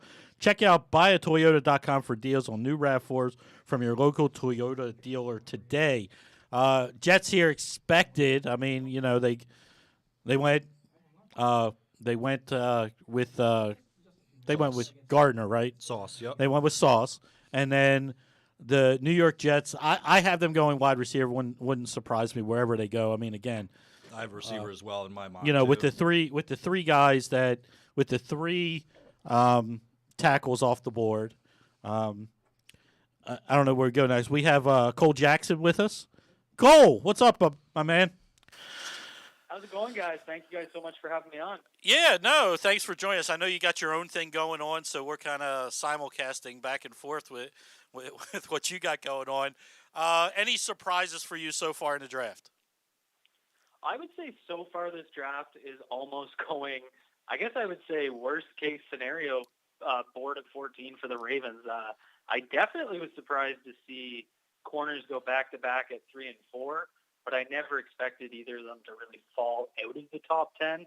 So it was more about, I guess, where they went within the top 10.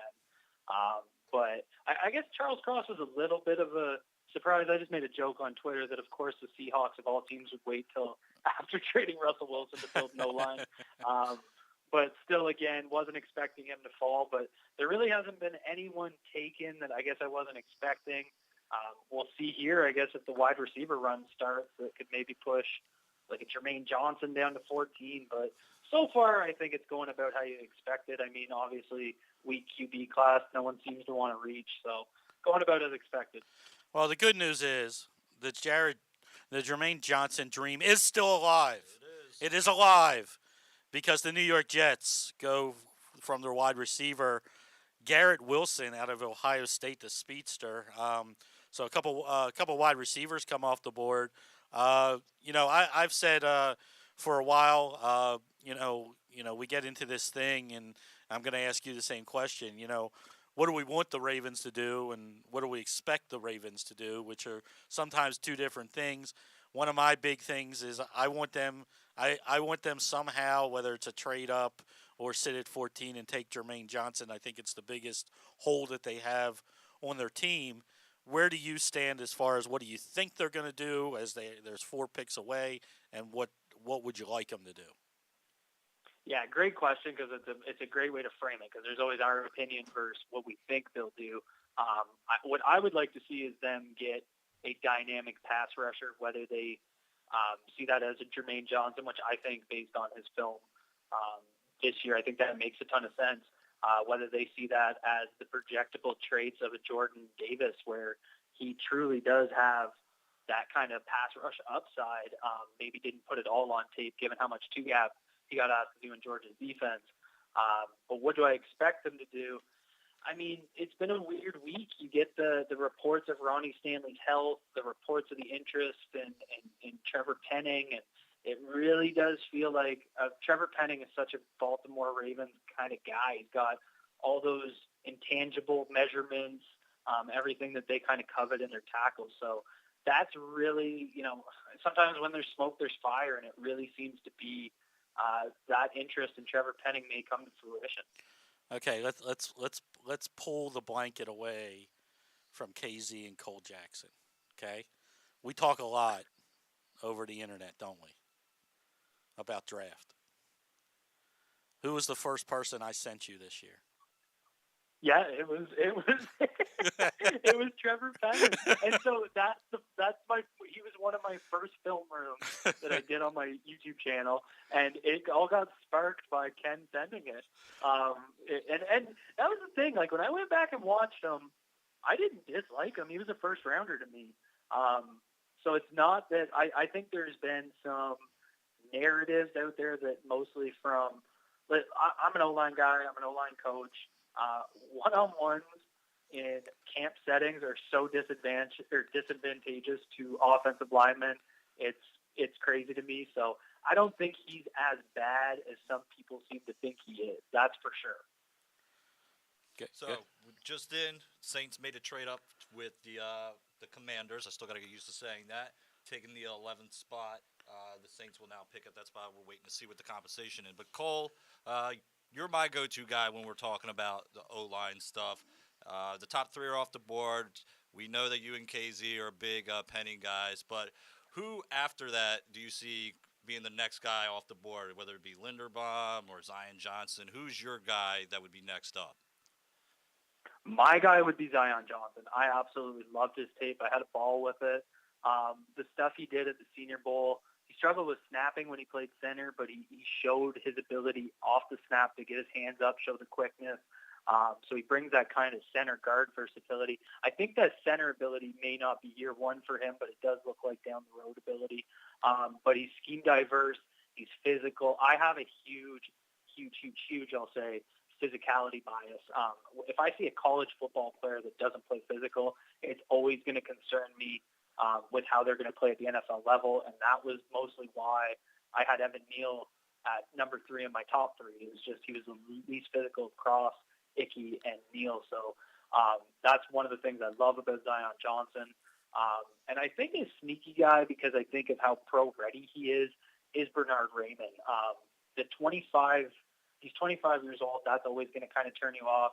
Ravens fans went through that with Hayden Hurst, and being physically maxed out is relevant, but he's pro-ready. He's super athletic. He's great in pass protection. He's got a lot of those things that I think NFL teams are going to covet, and that might just make them live with his age.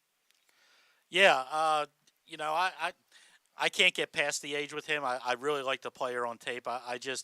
If I'm going to go in that direction, and I don't know what you think about his, but I'm going to go Tyler Smith. I don't know if he's a guard or a tackle.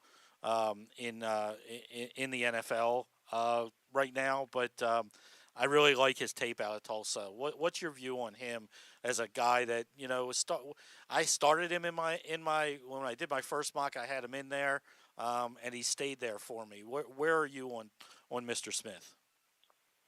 Smith reminds me actually a lot of Penning. He's a guy that has all the measurements. He has all the athletic ability. He just really needs to tweak his technique. He needs kind of his hands. I would say hands in your pocket. That's when your hands are too low coming off the ball, and your hands are basically down at your hips.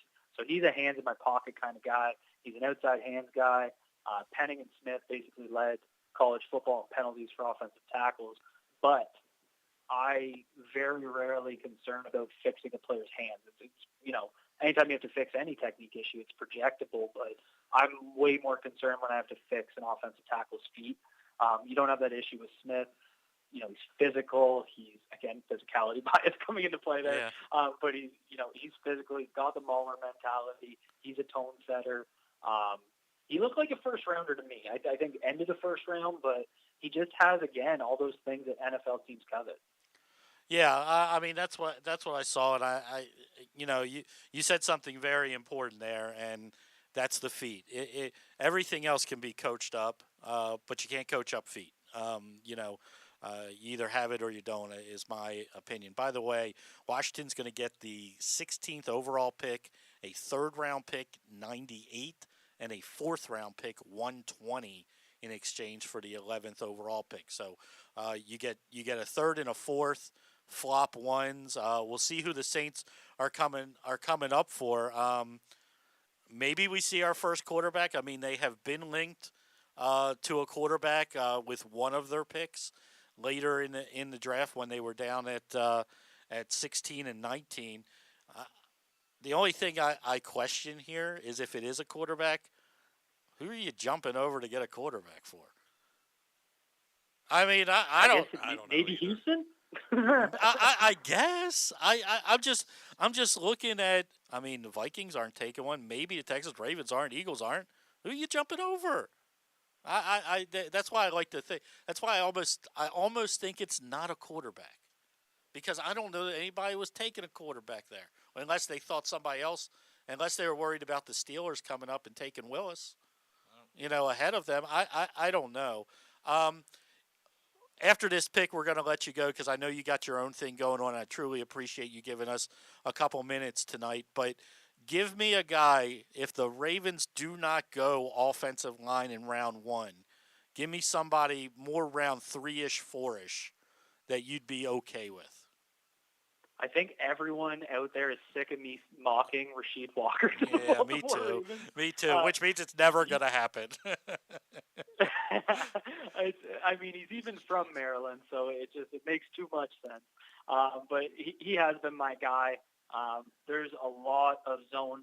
I mean, it's mostly because college football is so zone heavy, but he's a gap fit scheme. He's played 3 years in the Big Ten. He can play right away for you, I think. So Rasheed Walker out of Penn State around pick 100 just makes a ton of sense to me. So besides everybody that should be following you at Cole Jackson FB on Twitter and Two Guys Watching Football podcast and all like that, where else can we find you? Because I know you're worldwide now and everywhere it seems these days.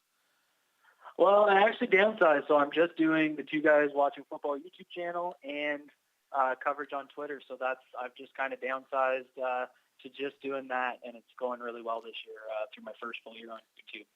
Sounds good, my friend. Always enjoy our time and our going back and forth, and we'll see. Maybe Mr. Penny becomes a Raven in a couple minutes, so we'll see what happens. Awesome. Thank you guys so much for having me. I really appreciate all of you. Hey, have a good rest. I know you're doing your thing. Do your thing. If you don't know what I'm talking about, I shouldn't plug it here, but go onto Twitter. Look up Cole Jackson. They're doing a great Ravens-centric podcast. So when we go on break for 3 minutes, go listen to them because they're fantastic. And then after 3 minutes, come back to us, and we'll make both shows great. Okay. I appreciate it so much, guys. Thank you. Okay, take care, Cole. Thanks, Cole. Take care, guys. So the Saints, they're taking. I don't know what they're doing. It's taken so long. I mean, Like, they've had like 7 people up there talking. Now why Austin Eckler for the Saints? For the Saints, and is talking something about. There's a Bolts guy up there. There's a Chiefs guy up there. This is ridiculous. The pick has been in. This has taken longer than Detroit to make their pick, and they've been. I mean, this is crazy. I get the. Now they're all leaving. They're still not announcing the pick. NFL, come on. I think their 4 minutes ran up like 8 minutes ago. It was like crazy. We were going so well. NFL has got some advertising. They were going a little too quick. So I don't know what's happening. By the way, while they're deciding, you can join a proud new generation of Baltimore police and make an active difference in your community. Start with competitive wages and excellent benefits on day one. Join for good at bpdrecruit.org. Hey, the Saints came up and got their guy. Chris Olave. Now, that's interesting. Again, the Commanders could have taken. I had them going wide receiver. They trade back to 16. Maybe there's another guy there. But we're now at pick 12. Ravens are up in two picks. Let's get Stan. Let's go get Stan. See what's going on in the castle, because the Vikings are up. I think this is the spot you gotta kind of worry if you gotta kind of worry about the Vikings because the cornerbacks are off the table. They could use an edge. I think they need a wide receiver more than anything else. But 3 of those wide receivers are gone. 3 are gone, and there's only what the last one would be. This is going to be a fascinating exercise now that we have had our first trade. They came up. They were worried about somebody taking a wide receiver over them. Their guy was Chris Olave out of Ohio State. To me, outside, and I'm taking everything I say about wide receivers the rest of the night, besides Jamison Williams, okay? Besides Jamison Williams, best route runner by far in the draft. I mean, I thought he should have come out last year. He's my guy. Receiver. Okay. Thought he could have come out last year. But the Ravens are up. I guess they're up in, what do we call it? They're up in 2 picks. Another trade. Detroit Lions. Oh, my goodness. They had the 32nd pick. They have come up to 12, and they rushed. That's where we see the first quarterback. Oh, this could be a quarterback. Hey, Stan. Sure. Stan Charles. There was another trade. Sir. We got 2 trades in a row. This is getting. Well, I knew that the Lions had traded up. Well, you're a minute ahead of me. So the Lions are coming up. Could they take quarterback? This would be fantastic if they took a quarterback. So where? Give me where you're at the castle. You're in the middle of everything. Give me kind of the sense of what's going on there. We're 2 picks away. I got to be honest with you. I don't think anybody has a clear idea of what the Ravens' options will be. I will tell you that during the Ozzie Newsome years, what used to happen sometimes is players would fall to Ozzie. Todd Heap fell to Ozzie, Bo Ware fell to Ozzie a little bit, and maybe this Jeremiah Johnson, who was ranked at as high as like number 7 or 8, could be falling. But it's hard to imagine the Lions, who've already taken Aiden Hutchinson, are going to jump in and get another defensive end. So that would really leave only the Vikings and the the Texans at 13. If the Vikings don't take Jeremiah Johnson, the Ravens could possibly have Johnson fall to them. Possible. I'm gonna take a wild gander here that the Lions have traded up to get Trent McDuffie. I know nothing. I'm just telling you this. The Eagles also just traded for the Houston's pick at 13. Oh wow. That I like. You know why I like that? Because I know who they're taking. And this is fantastic because they just traded to get ahead of the Ravens to take Jordan Davis. So The dream is alive for my boy. Who's your boy? You want Jamison Williams? No, I want Jermaine Johnson. I've said this all along. I've said I thought they needed to trade up for him. Right. I'm turning out that I hope I'm wrong. But I would. Your read is that the Lions have jumped. You follow this a lot more closely than I do, and I got to tell you, I've asked everybody out here, who do you think the Ravens will end up with? Everybody says this time around, don't have any idea. Don't have any idea. Yeah. No, nobody has idea because you didn't know, because this was going to be one of the most. By the way, the Lions received the 12th pick and a second-round pick, 46. They gave up their 32nd, 34th, and it went away from me. And it was a third-round pick. And a third-round pick. I just wanted to give you one really interesting insight, though. I was looking at Mel Kiper's write-ups on the top 17 players I took with me to camp here tonight. And at number 7, they've got Jermaine Johnson going to the Giants. And what's interesting, he says, I have Kevon Thibodeau ranked higher than Johnson, but it's very close. Well, Thibodeau did go higher than Johnson, clearly. Johnson had 12 sacks last season, showing great bend off the edge. He'd be a great fit in Don Martindale's defense. Wouldn't it be ironic if the Ravens end up with Jermaine Johnson, who Mel Kiper wrote up at that point? I think it was great. By the way, the Lions, I'm just going to say it right now, I love what the Lions just did. They just came up and got the best wide receiver in this draft in Jamison Williams. I don't care that he's injured. He'll be healthy. He is the best wide receiver I have seen in 3 years in college. Yep. Period. So that means the only team that could spoil the Ravens right now would be the Houston Texans. No, the Eagles. The Eagles have jumped up and made a trade to get ahead of the Baltimore Ravens. Now, why would you get ahead of the Baltimore Ravens? Because if you want either Johnson or Jordan Davis, you would. Yeah. Now we have with us in studio Joe Serpico. Joe, who's your team outside of the Ravens? Philadelphia Eagles. Philadelphia Eagles. What Philadelphia Eagles need? Defensive end, cornerback. Defensive end, quarterback, wide receiver.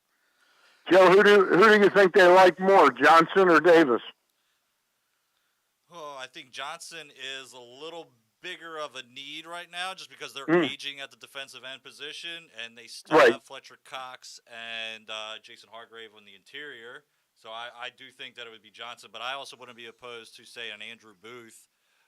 That's why I think there's a possibility they jumped ahead of the Ravens, because maybe they see them taking a cornerback at that spot there, and that being their guy there to pair with Darius Slay and have your two hopefully shut down corners in the secondary for years to come. So you just named 2 interior defensive linemen that are long in the tooth. Yeah. KZ, can I just ask you, do you still think at this late juncture that the Ravens could trade back out of this pick? I don't. With who's on the board, absolutely not. I think you have right here 3 guys that I think that they have ranked high. I think they have Jermaine Johnson high. I think 4 guys. Jermaine Johnson, Trent McDuffie, the cornerback out of Washington, Kyle Hamilton, I know it's not a fit, but the safety out of Notre Dame, which I had very high in my personal rankings, and then you have Jordan Davis. I think you have those guys and Trevor Penning all on their board. Penning is the long shot pick, but they cannot go into this season just sort of. Well, we know Ronnie Stanley will be back. To me, they have to plan as almost as if Ronnie Stanley isn't on the team. Preach to the choir. Preach to the choir. I've been yelling about this since we started talking about draft. I don't want to know, and we talked about this earlier, I don't want to know who you have. Yep. I want to know who you have right this second. Can Ronnie Stanley play a football game like a top 5 offensive lineman that he was before his injuries today? And if that answer is no, you better go grab Mr. Penning, because we're not living like we lived last year with this garbage offensive line that What they I- put out there for constantly. And what I read about him is that he's got a nasty streak. He does. And that smacks a little bit of like a Marshall Yonda type of mentality on that offensive line. And it's clearly something that's lacking right I'm now gonna on admit the here. O-line. I'm going to admit here. If this is Jermaine Johnson, I'm going to be a little bit upset. I'm going to be a little. Well, I'm away from the TV. I stepped outside Well, so I that's could fine. chat. Are the Ravens up? No, Are the no. Ravens up? The Philadelphia pick has not been announced yet. Oh, okay. So we'll wait. It says it's in, but we and haven't. you know announced what? I'm fine to keep talking to you until you tell me what the pick is. We're gonna inform Stan as we're informing everybody else. But of course, in typical NFL fashion, because they do this constantly, and it's just Jesus. annoying.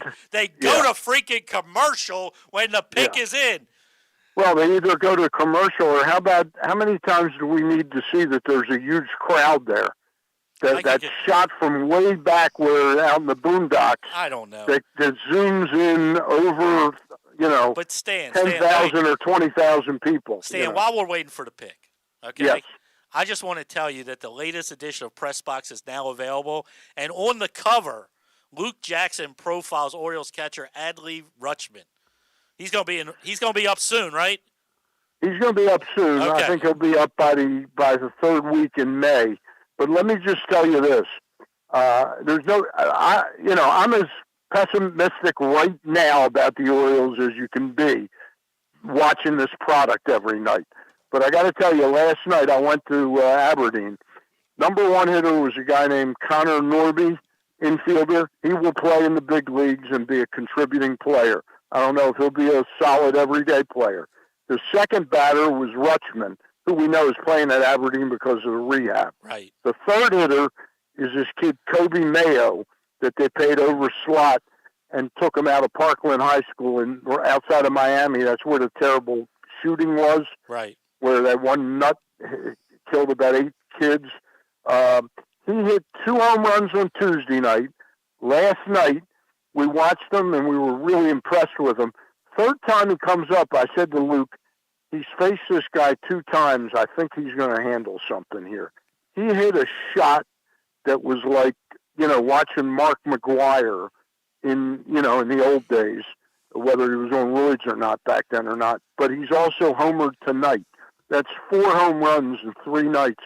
Don't be surprised if he's up at Bowie from Aberdeen in about 3 weeks or so. Wow. He is a monster.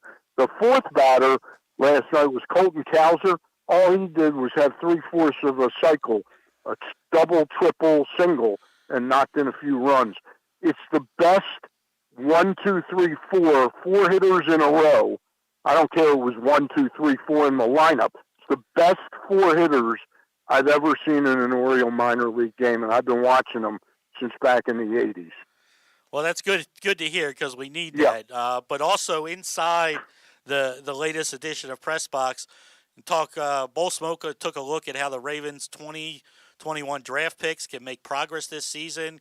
Glenn Clark offered a very unique tribute to a former rival, Mike. Oh my God, Krzyzewski. Is that? Yep. He actually spelled on So this. that sometimes Really? I know how to say his name, but I don't even know what that says. Oh my God! And all the Maryland, I'm sorry, on the read, he phonetically spelled it for me. I'm gonna kill him. And all Maryland fans he can did that last week too. Oh my God! That's insulting. It is to you, insulting. Casey. I mean, I understand where it's coming from, but it is insulting. By the way, Pressbox available for free at over 500 area locations, including 60 Royal Farm stores, and you can always find the entire edition as well as the best daily coverage of the Orioles, Ravens, and Terps at PressBoxOnline.com. By the way, the pick is still in. They're back for a commercial, and they still haven't announced the pick. Yeah, what are they announcing? Something to do with the schedule again? That thing where they had Tony Gonzalez up, and I don't know who the other guy was.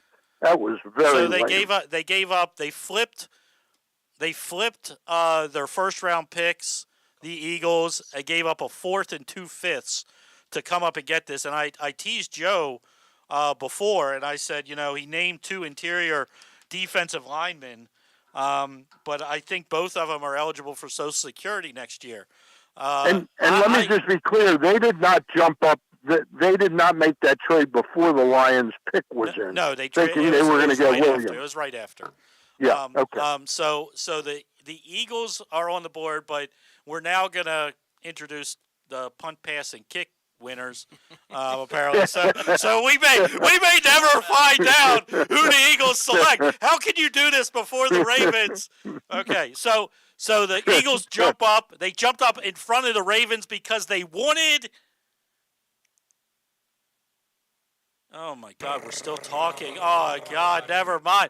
He's still introducing everybody. But like I said, you look at the guys that were rumored to go to the Ravens, and you look at what they need. To me, it's McDuffie because that was a guy that was at the Ravens. I would be heartbroken if it's Jermaine Johnson. And as I mentioned before, you're the Eagles. I get that your interior guys came back, but they're long in the tooth. What better to do is to get the next guy up and Jordan Davis here out of Georgia. I don't know which one it is. Please don't be Jermaine Johnson. But you would not be upset if it is the O lineman from Iowa State, Penning. From Northern Iowa, no, I'll be ecstatic. That's my guy.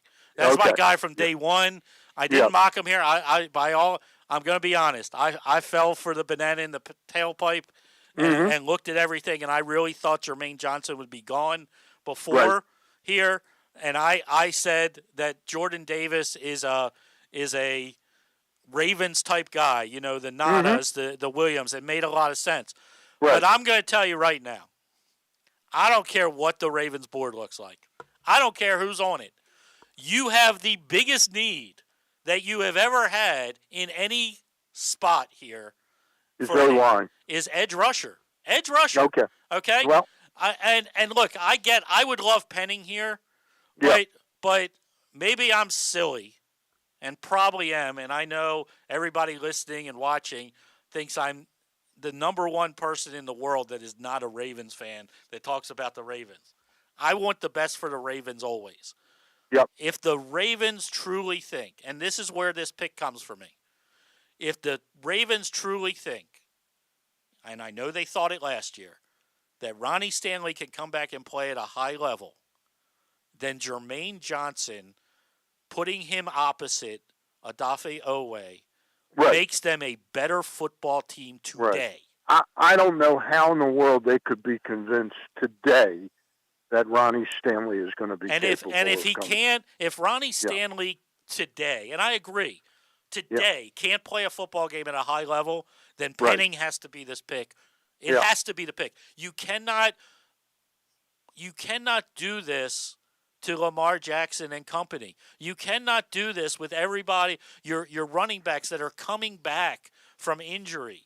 You cannot do what we did last year. And I'm going to be disappointed, and I'll be very honest, if it's not one of those two players. Trent McDuffie's a fine football player. Yep. You have two starting corners right now. You have Brandon Stevens, who's better than I thought he was going to be. Right. He was. I mean, I when they made the pick, I didn't even know who he was. He wasn't. I have everybody look at all the papers. I got all these papers. Last year, he wasn't on my paper. Okay. I just gotta ask you seriously. Yes. Did they give the Eagles 5 more minutes or something like that? This has been the longest pick ever. This is the longest pick of the night. I mean, at least they announced it. At least they did a commercial, a cutback, and an introduction of people that had nothing to do with the pick. Now we got they haven't even. They're still talking about Jordan Davis. They haven't even gone to the Ravens selection. So we're at the Ravens selection. Do you need to get Wait back? a minute. Have the Eagles Yeah, made a Jordan pick yet? Davis. Jordan Davis. Okay, got it. Jordan Davis is their pick. Okay. I think the Ravens will take Johnson or Penning, and I honestly feel that Penning is the bigger need right now. I'm telling you right now, we're going to have our first conniption from KZ, like that rhymes, if it's not one of those two players. All right. We're just going to. I I'm don't think there's any question. I'm going to say one caveat. The pick is in for the Ravens, by the way. Okay? One caveat in all this. The top player left on my board is Kyle Hamilton. Now, they don't need Kyle Hamilton. Right. But the Ravens, if you are a historian with the Ravens take best player available in round 1 especially. Ravens fans are going to kill it. I'm not going to kill it. I'm not going to kill it if that's the pick. I don't know. I think it's got to be Johnson. I think it's got to be Johnson or Penning. Booth or and McDuffie. I will say that Johnson is falling to them and is probably a higher-ranked player. But to me, the greater need is that offensive line. I'm just telling you. I saw Johnson by people that I respect as high as 4 in this draft. Somebody had him going to the Jets at 4. That's what they thought of him. Right. So right. He's a guy. I think they'll probably take Johnson because he's a higher-ranked player on their board. So I've said 6 names. I'm going to guess because of my history with the Ravens, it's none of the 6. Yep. That's what I'm going to guess because I've never. You sound like Stan with fantasy baseball. No, I have never, and I mean this. Last year was the first year that I've ever gotten a first-round pick in my 15 years of doing this of the Ravens in Bateman. It's the first time I've ever gotten one right. So I listed 6 people here. I listed 4 people online this afternoon. One of those people are gone in Jordan Davis. Right. I listed Penning, I listed McDuffie, and I listed Jermaine Johnson. Those were the 4 that I said if they stuck at 14, that's the range for me. Yeah. Again, it's an interesting calculus though, KZ, because you've kind of laid it out for everybody out there that the Ronnie Stanley decision has to be a factor here. Now they may say we got 2 or 3 guys we think can do what Penning does that we can get in the second or third round. So that may be part of the calculus, and it's why I think they'll still pick Johnson here with this pick. So here's who you want to know who they picked? Yes. They picked the best player available, and that's Kyle Hamilton, the safety out of Notre Dame. Now, Ravens fans, let's just throw it out there. I don't care what you think at this point. Okay, the Ravens historically the best player. Take the best player on their board. This is a top 10 kid. He's Stan. He's my number 1 player in the draft. But because of the position that he plays, right, it tweaked how much he was going to be in demand. Okay, everybody's killing him because of what he had in shorts. I love the pick. I'm not going to trash the pick. Again, it's not. I wanted Jermaine Johnson. Okay, did anybody even say Kyle Hamilton in our little thing? I don't even know if anybody did. I don't think so. I don't know if anybody did. I'm not going to knock the pick. It's the best player available. He's the best player on the board. Sporting News says he's one of the most complete, intimidating safety prospects ever. ever. It's not like until he ran like his game film. I always go, I'm a film guy. Of course. If your film's good, it's good. I don't care that they say he ran a 4.7. He plays faster. He plays faster. Oh, well, they signed Marcus Williams as a safety. They have Chuck Clark. Figure it out. And I don't want to cut you off, but more breaking news: Marquise Brown has been traded to the Cardinals. I'm going to walk back inside and warm up. Yeah, you go inside. Outside. You go inside. Do you want me to check back in with you? Yeah, because you're the press conference. Because you're about to get a big dose. I'm not going to tell you. You want to hear the news you're about to walk into? 23rd. What is it? Marquise Brown has been traded to the Arizona Cardinals for the 23rd overall pick today. And number 100. And number 100. What? Wait. The Ravens traded their number 100 and Marquise Brown for the number 23 pick. Okay. All right. That's wild. Okay, let's have some fun. All right. Okay, I'll stand the fan. We'll get you back. All right. So I tweeted as the draft started. Let's go. Let's get nuts. We just got nuts. We just got nuts is an understatement. They traded his boy. That's his boy. Oh, my God. They traded his bull. Oh my God, this is crazy. There was some rumors of some receivers going tonight, but I don't think Brown was on top of anybody's, wish list or anything of that nature. I don't. hate Okay, it for I'm the gonna Cardinals. let you do because on draft day I don't like to go on Twitter because I don't want to see picks. Okay, so I try to stay off of Twitter. You can go to Twitter, but Ravens Nation has to be freaking going nuts right now. Of course, They traded his boy. You know what that tells me? I don't think anybody knows what to say. So I'll tell you what to say. You can't drop big passes constantly for the Baltimore Ravens. I don't care who you are. Catch the freaking ball. Get up. I am so thrilled about this. Goodbye. Rashad Bateman, step on up, my boy. You the man. You the man. Let's go get another one. Let's go get Burks. Let's put Burks. Let's go get Dotson at 23. There you go. Let's go. Let's go get guys. Because here's what it was. See all the money. See all the money that the wide receivers were getting. Hey, they weren't paying Marquise Brown that. Yep. Kenyon Green goes to a little bit early. Oh, wow, yeah. Kenyon Green goes to the Houston Texans. At 15. Boy, that was the quickest pick of the draft since Hutchinson. They didn't even report it yet. What, the Hollywood trade? They just did. Oh, they did? Right before the pick, they just did. Where's Kenyon Green? I had him way late. I had him. I had him in the Buccaneers. I believe I had him in the Buccaneers as well. Wow. You need to call Glenn Clark right now. I'm sorry. Tell him I don't care what's going on. I want to hear the reaction at Maryland Live right now. Because this, look. It was a wild 10 minutes. Draft. Less than that. I don't care who the Ravens took anymore. Nobody cares. The Ravens are marketing geniuses. Nobody's talking about the draft pick. They just made a draft pick. They took Kyle Hamilton. Nobody's talking about the draft pick. This is fantastic.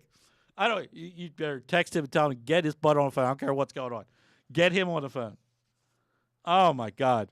By the way, sports betting has come to Maryland, and we're ready to help you win some money. Tune in for Simply the Bets with Glenn Clark and Paul Valle. Bet you didn't have this bet. You didn't have this one, did y'all? Every Tuesday morning at 11:40.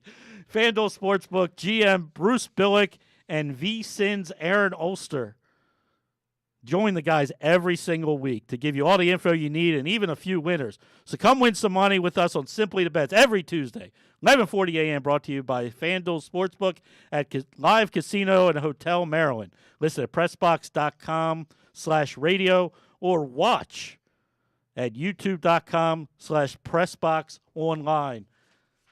Woo! We having fun now? Everybody happy? Half night got interesting. God. You don't have to worry about that trade back scenario where we're just sitting around and, like a couple years ago with the whole Lamar situation. We got another pick to go. We got another pick. They can still somebody. I'll say this. And I forget who did it, and I want to give them credit, but I forget who did it. But somebody wrote an article of how the Ravens could have 3 first-round picks in this year's draft. I just saw it. I don't know. I wish I could remember what publication it was because I would give them credit no matter who it is. But this is the way. Like, they can still get into the back of they can go get the back of the first round still. Yep. Wow. They traded Marquise Brown, everybody. And now is at 23, are we just assuming that's where his replacement's going to be now? Or are we talking, like you said before, would it be Burks or a Dotson or? Are they trading 23 and Tyler next year's Smith? first-round pick for Debo? There you go. Oh, there you go. That could be as well. That just gave me a stop. Debo doesn't make any sense here. I get it. He's a wide receiver and he can run the football. What do you mean he doesn't make sense here? He makes sense everywhere. He doesn't want to run the football. That's why he wants out of San Francisco. That's the he wants out of San Francisco because he doesn't want to play running back. So why would they? Why would the Ravens like all of a sudden he's going to say, well, now that I'm with the Ravens, I'm okay with it. No, and you want to be honest? I don't want to run the football. I got a quarterback and 2 bulldozer running backs to run the football. Fair enough. Stop giving it to the wide receivers. You can't run an end around anyway. It goes for 2 yards every single time. Yep, it's just not in the cards for when it comes to the Ravens offense. I wonder when they called Marquise Brown if he dropped the phone. What an ass. He's not a Raven anymore. Who cares? Oh, go catch passes from Kyler Murray while he's running around and throwing off his back foot. You don't even know if he's going to be. Wow, I can't. I'm really stunned. This came out of nowhere for me. Yeah, I didn't like we were talking about before. This is not the receiver. You know, there was an entire draft class. Let's just put it that way, because Brown was the first receiver taken in that class. We heard about your Metcalfs and your Debos and your McLaurins. And Maybe they AJ trade. Brown, Ooh, and it was maybe they trade for Metcalf. And it's Brown. Maybe they trade for Metcalf. 23rd Maybe. pick for Metcalf. He had some drop issues last year too, though. I don't care. It's Metcalf. Yeah, He's a big boy. Yeah, I was gonna say he's a whole other animal on the field. He's a big boy. And you can do some things with him. Woo! You can't do with Hollywood. Maybe they can move back up and take Penning now, or Johnson. Possibilities are endless right now. Well, what about Penning just sitting there at 23? He ain't getting 23. You don't think so? He ain't getting past the Chargers. Ain't no way he's getting past I the think Chargers. that's where I have him actually. I can't see him getting past the Chargers. Or I don't know. Do the Saints still have? Yeah, Saints still have their- they Saints still have 19. Yeah, so he could go there. He could go there, but Chargers passing on him would be a surprise. What's Twitter doing right now? Is anybody talking on our Facebook feed? Are we on live? Are we here? Because somebody's got to be commenting about something. There's got to be something. Oh, hold on. It's all Somebody. Marquise news, that's for sure. People texted me. Hold on. Let me see what the text bot has. Oh, we got more news from Adam Schefter. Titans are planning to trade wide receiver A.J. Brown to the Eagles. No, bring me A.J. Brown. That's the Brown we should have taken when we took Marquise. Oh my God. Some news. Oh my God. Oh my. I love it. A.J. Brown to Philadelphia. No. Well, it gets him out of the. That's fine. If you're gonna send that. Andrew Setka said, KZ went from, I'll be really disappointed if they don't draft one of these guys, to, I'm not disappointed. No, well, I did. I said, because I would, but he was one of the 6 I mentioned. But I wanted the edge rusher. By the way, is there still a draft going on? Yeah, Dotson, speedster, good player, goes to Washington. I can call him Washington still. I just can't call him the other thing. The Commanders, with their first pick in the 2022 draft, trading down, still getting the speedster that they want. Not necessarily that they want, but a speedster. Wide receivers are going off the board. It's crazy. But now at 23, I want Burks. Packers are going to take Burks. That's where I have Burks going as well. He's there. He just fits there. Yeah, he's just he their fits type there. of player. I want Burks. Make another trade. So Wow. we haven't gotten to that point yet, but I was, once we got down there. I need a drink. Did we bring alcohol? Am I allowed to say that? Is it? Glenn did a whole drinking show That's over true. Christmas. Yeah. Where is Glenn? Glenn Clark. Get him on the phone. I called him. I texted him. He didn't answer. Call Sarita. Somebody. We gotta get. I have to hear what the people over at Live are talking about, because this is. Oh man. All right, little comp update on this trade. The Philadelphia gave up the 18th pick and a 3rd round pick for A.J. Brown. I'm going to admit, I think, yes, that's what I was going to say. I think that's a little light, if you ask me, considering what we've seen the likes of Devontae Adams and Tyreek Hill go for. What was it was going to cost them to pick up his 5th-year option, like $15 million? Who would that be? We're talking about Marquise? Yeah. I think you're right. I think it was somewhere around that. So now they're going to get now they're going to get a wide receiver somewhere in this draft. It's going to cost them like 3. Mm-hmm. Amen. And then you can allocate that money elsewhere. I remember a still think statement. they need I remember a statement that HWO made. By the way, Zion Johnson, my boy Penning's falling. Wow, he is falling. Falling. Maybe he falls 23. God. Norm Rust said the Ravens just got a 1st-round pick for a jar of marshmallow cream. My God. Come on, keep them coming. But seriously, granted, Harb said this, and then they went out and just took wide receivers they couldn't catch. But he said the most important thing that they look for in a wide receiver is one that could catch the ball. You mean one that can do his job then? Well, yeah. They got to block and run good routes too. I know. Wow, they traded their first round pick. I think the first 10 picks. Before their that's just wild. First 10 picks we kind of were a little vanilla. Who did he piss off this offseason? Who did he piss off? Had to be Eric, obviously. Harbs? Eric? Yeah. He pissed somebody off. That's Lamar's boy.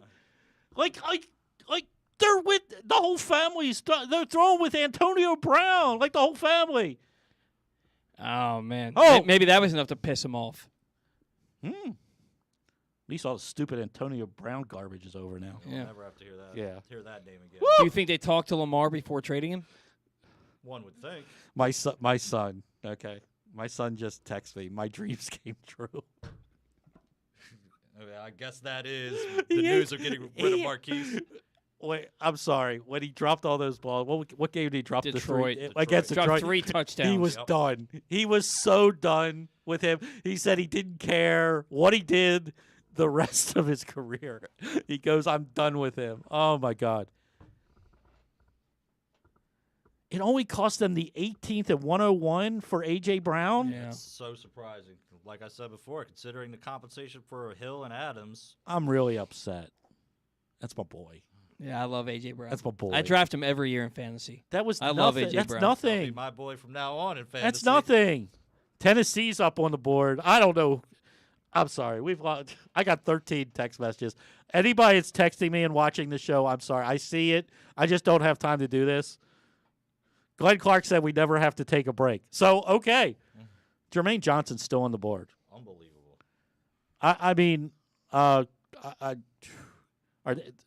Here's a question for you. So they're taking a wide receiver, though, now, right? Burks?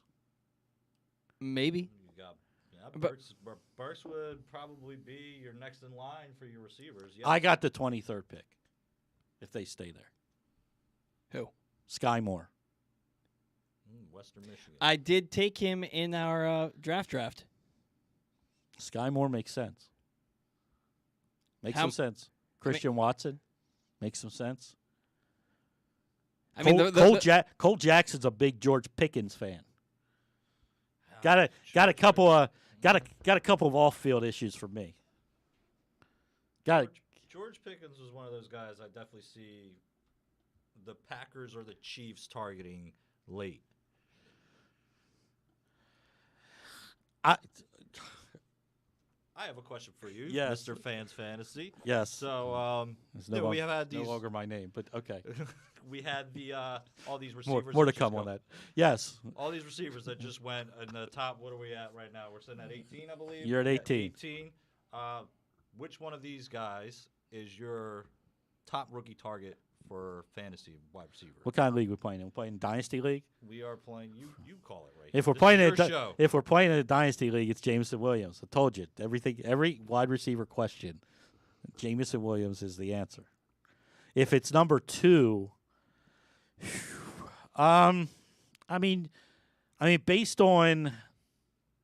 based on probably target share, it's probably London because who else are they throwing to besides Pitts, right?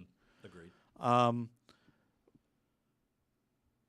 But you gotta like I like Olave going to the Saints. I love that. I don't know if Michael Thomas is playing football ever again, or he's healthy, or he or what he's doing. But after this pick, we got to take a break. We just got to take a break because I see no break coming up in the near future. Yeah, all right. The reason why I asked that question is so we have the Chiefs and the Packers are going to be coming up shortly, definitely in the market for receivers. Is it like a foregone conclusion? Whatever wide receiver that they take is one of your top 2 plays at wide receivers, rookie-wise? If it's a George Pickens and No, Sky no, Moore, no, just because they're sitting there with Aaron No, Rodgers and yeah, Mahomes, I mean, that skyrocket them up your chart? I mean, if it's no, I think they have to take a specific type. I think it's got to be Burks would be up there if he goes to the Packers because he just fits that really Yep, I really totally well. agree with that. I don't know that it would get him over London for me because I mean they literally have nothing to throw to. Oh yeah, it's Pitts. Yeah. I couldn't even tell you another wide receiver on that team right now. 'Cause Gage is out the door too. Yeah, I mean they have what's the guy that has like 1,000 vowels in his name. No, I know what you're saying. Too, but I don't know how to pronounce his name. 18 and 101 for A.J. Brown to the Eagles. You know why I like that more than anything? Got to find out if Jalen Hurts is the guy in Philadelphia. It helps Hurts, who I own a dynasty a lot, but that hurts a rival. A.J. Brown got a 4-year, $100 million extension after the trade. Worth every penny. With 57 You know why? 57 million guaranteed. You know why? Because he catches the damn ball, and that's why Marquise Brown is no longer a Raven because you don't catch the ball. It's your only job. You have one job. One. Catch the ball. Wide open. Drop. Making field goal kickers kick 66-yard field goals. What the hell kind of team is that? Go-ahead touchdown against the Browns, when he threw it, I was like, oh, God, it's Marquise. What if he doesn't catch it? Yep. And you should never have that feeling. Never have for the that first feeling. round pick. Yeah. Can't run a route. Can't catch the ball. Bye-bye. Lots of people not shies away from nobody's really upset. I haven't seen anybody upset about the Marquise Brown thing. Because he hasn't been what we expected him to be, and he's going to he's going to want $20+ million after in a couple of years, and you're not paying him that. See, I wish I wasn't as smart as I thought I was. Burks to the Titans. It's a clone. It's a clone. It is. It's a clone. It's ideal. It's a clone. And you They pay just saved $100 million. Exactly. You don't say pay They him just saved $100 $100 million. I'm disappointed. I would have liked that. Oh, just because I'm seeing it from Cardinals Twitter, I didn't even think about that. But Marquise Brown and Kyler Murray were teammates in college. Yeah, they were. Yeah, I didn't think about that until now. Fantastic. It's about time he called. Been waiting and waiting and waiting. Jeez. There's not anything to talk about here or whatnot. Oh my God. So I believe I'm assuming this is Glenn Clark of Glenn Clark Radio, and we're gonna just shut down now because I mean what are you gonna do? So what do you think of the Kyle Hamilton pick? I'm okay with it. Like I still got to know. Nobody wants to talk about Kyle Hamilton. Nobody cares about Kyle Hamilton. They traded the quarterback's boy. They traded Marquise Brown. You all right? I'm great. You all right? You all right? I just want to know the reaction. And it Maryland was Live. shocking. Shocking. It was shocking here. You know what's funny? Everybody here loves Hollywood Brown, so it was more what the hell's going on now. And I'm sure it's what the show's been, Ken. Everybody's here playing all the same games. Are they trading for Debo? Are they trading for Metcalf? What are they doing here? This has become conspiracy town over the last 10 minutes. You know what's great? I knock the Ravens as much as anybody in town. You know that. I do. I think unfairly. I think I'm always fair. I really do. I know you don't believe that. I think I'm fair. And when right is right, I have called myself out on it and have said that they have done things right. I didn't see this coming, but God bless them, because if they thought they were going to pay him a 5th-year option and pay the dude that can't catch a freaking football $100 million, which is what it costs for a number 1 wide receiver that's coming out of that draft, because that's what A.J. Brown just got, the Brown that they should have taken 4 years ago. He got $100 million by blinking. You're on one tonight, bro. Oh yeah! You need to go back and rewatch the show after this, my friend. Oh my God! You think you think your tirade on Lamar Jackson was classic? This one's living. Wait a second. This one's living. Here's where I am. All right, this is where I am. Okay. I have no problem with it all. The secondary point you made. I disagree about the 5th-year option, but the secondary point you made that the price that it was likely to cost to get Hollywood Brown, and in fact, you and I talked about the concept of trading Hollywood Brown just a couple of months ago. Yep. So I'm totally good with it, but I need to see the secondary part of it, right? Yeah. Because if you're doing that to use a pick to go get Trevor Penning, I know you like Trevor Penning. I do. But I don't think your team is better on the whole with Trevor Penning and Kyle Hamilton than they were with Hollywood Brown and, say, Jordan Davis or Jermaine Johnson. I know they didn't get a shot at Jordan Davis. They're certainly better if Ronnie Stanley isn't Ronnie Stanley. See, this is the whole thing with Penning. Of course. I mean, we don't know. I get, everybody in town, a lot of people in town, they got those little purple glasses. Rita's running around sometimes with purple hair and purple glasses. I get it. Yep. I love her to death. I know she calls me. I don't own a pair. They told me last year Ronnie Stanley was okay. I know, Ken. I know that's true. Okay, I understand so that, I don't care if he and Rappaport was fed a bunch of crap from inside the Ravens castle. That's not my concern. That's not healthy. my concern.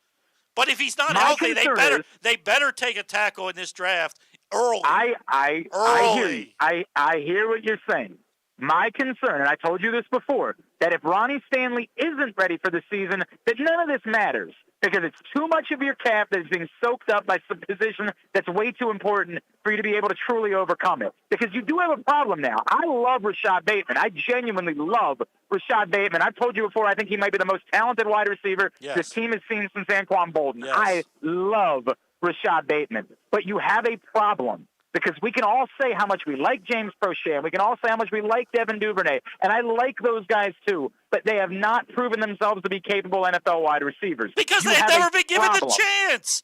They're never given the chance. You're playing a game now. You're choosing to trust that and not choosing to trust that someone that gets stepped in. If Morgan Moses has to play left tackle and Patrick McCary has to play right tackle, you don't trust that, but you trust the idea that James Prochet can be your second wide receiver. I trust that he can catch a freaking football when he needs to. Oh, you're complaining. This is where you're being unfair. How am I being unfair? Because Hollywood Brown was a highly productive player here, and you're treating him as if he was Rashad Perryman. I just want to know who he pissed off. Because that's Lamar's boy. Like they're trying to. I think it's totally possible this is all about a contract he demanded. I absolutely believe it's possible that this is about him saying, this is what it's going to take in order to keep me around, and then saying, well, we're not doing that. That's just not. It's not happening. Yeah. Who did the Saints take? How many times are the Saints going to be on the clock? Because they've been on the clock for like an hour. It does feel like they have, haven't they? Are they taking a quarterback? No, but they've constantly been on the quarterback. Trevor Penning. Oh boy! Oh boy! Oh boy! I mean, he wasn't getting to 23. Let's be realistic. They'll get your boy Falele or whatever. They'll get your boy Falafel. Look, go get Tyler Smith. I'm fine with Tyler Smith down there. Look, I just think they need to address the offensive tackle position. I hear you. I hear you. I think they need another receiver. They do need another receiver, but you don't need to get it at 23. Okay, you still have 45. They're gonna get somebody. Yeah, but they don't. It's not. But they don't need a see. But here's the thing for me: I don't need a number one. I think Rashad Bateman can be my number one. What the hell what's going on with Jermaine Johnson? I don't know. What's going on? What is the story on Jermaine Johnson? I don't know. I think every year there's a guy in a draft, as we know, that falls a lot lower. Rita, I got to talk to Ken Zalis on his show right now, so you cover this for me, all right? Sorry. There's always a guy that drops, and then we find out some medical that nobody ever heard. I hope that's not it. But I would you be happy if that's the pick here at 23? Yes, I'd be ecstatic. I would be too. I'd be very happy with it. I would still be concerned about. I mean, we've talked about Glenn. We've talked about it, and this is the way I've treated the draft this year for the Ravens. Tomorrow, if they had to play a football game, okay, where are we?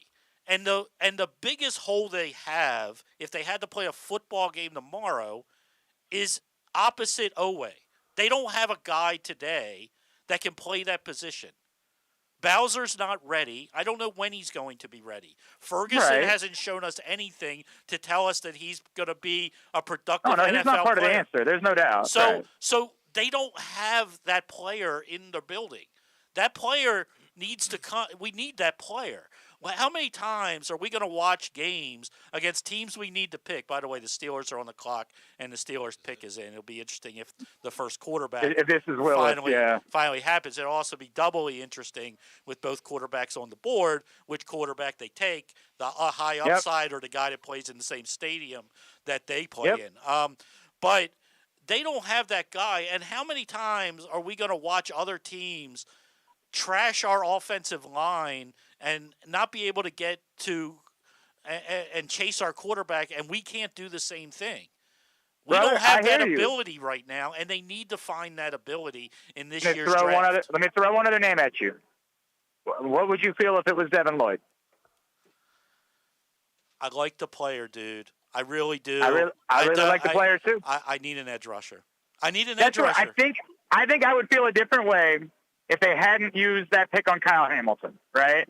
If they hadn't used the pick on Kyle Hamilton, which was not really filling a need, then I would probably feel differently about Devin Lloyd. But I think right now you almost have to fill a need because you did what you did with Kyle Hamilton. I'm fine with Kyle Hamilton. I think he's a good football player. I think he's an excellent player. And at the end of the day, I bet you the Ravens tell you in their little press conference, and we'll try to get Stan or Bo back on in a little bit, that he was a top 10 player on their board, and it wasn't even a question.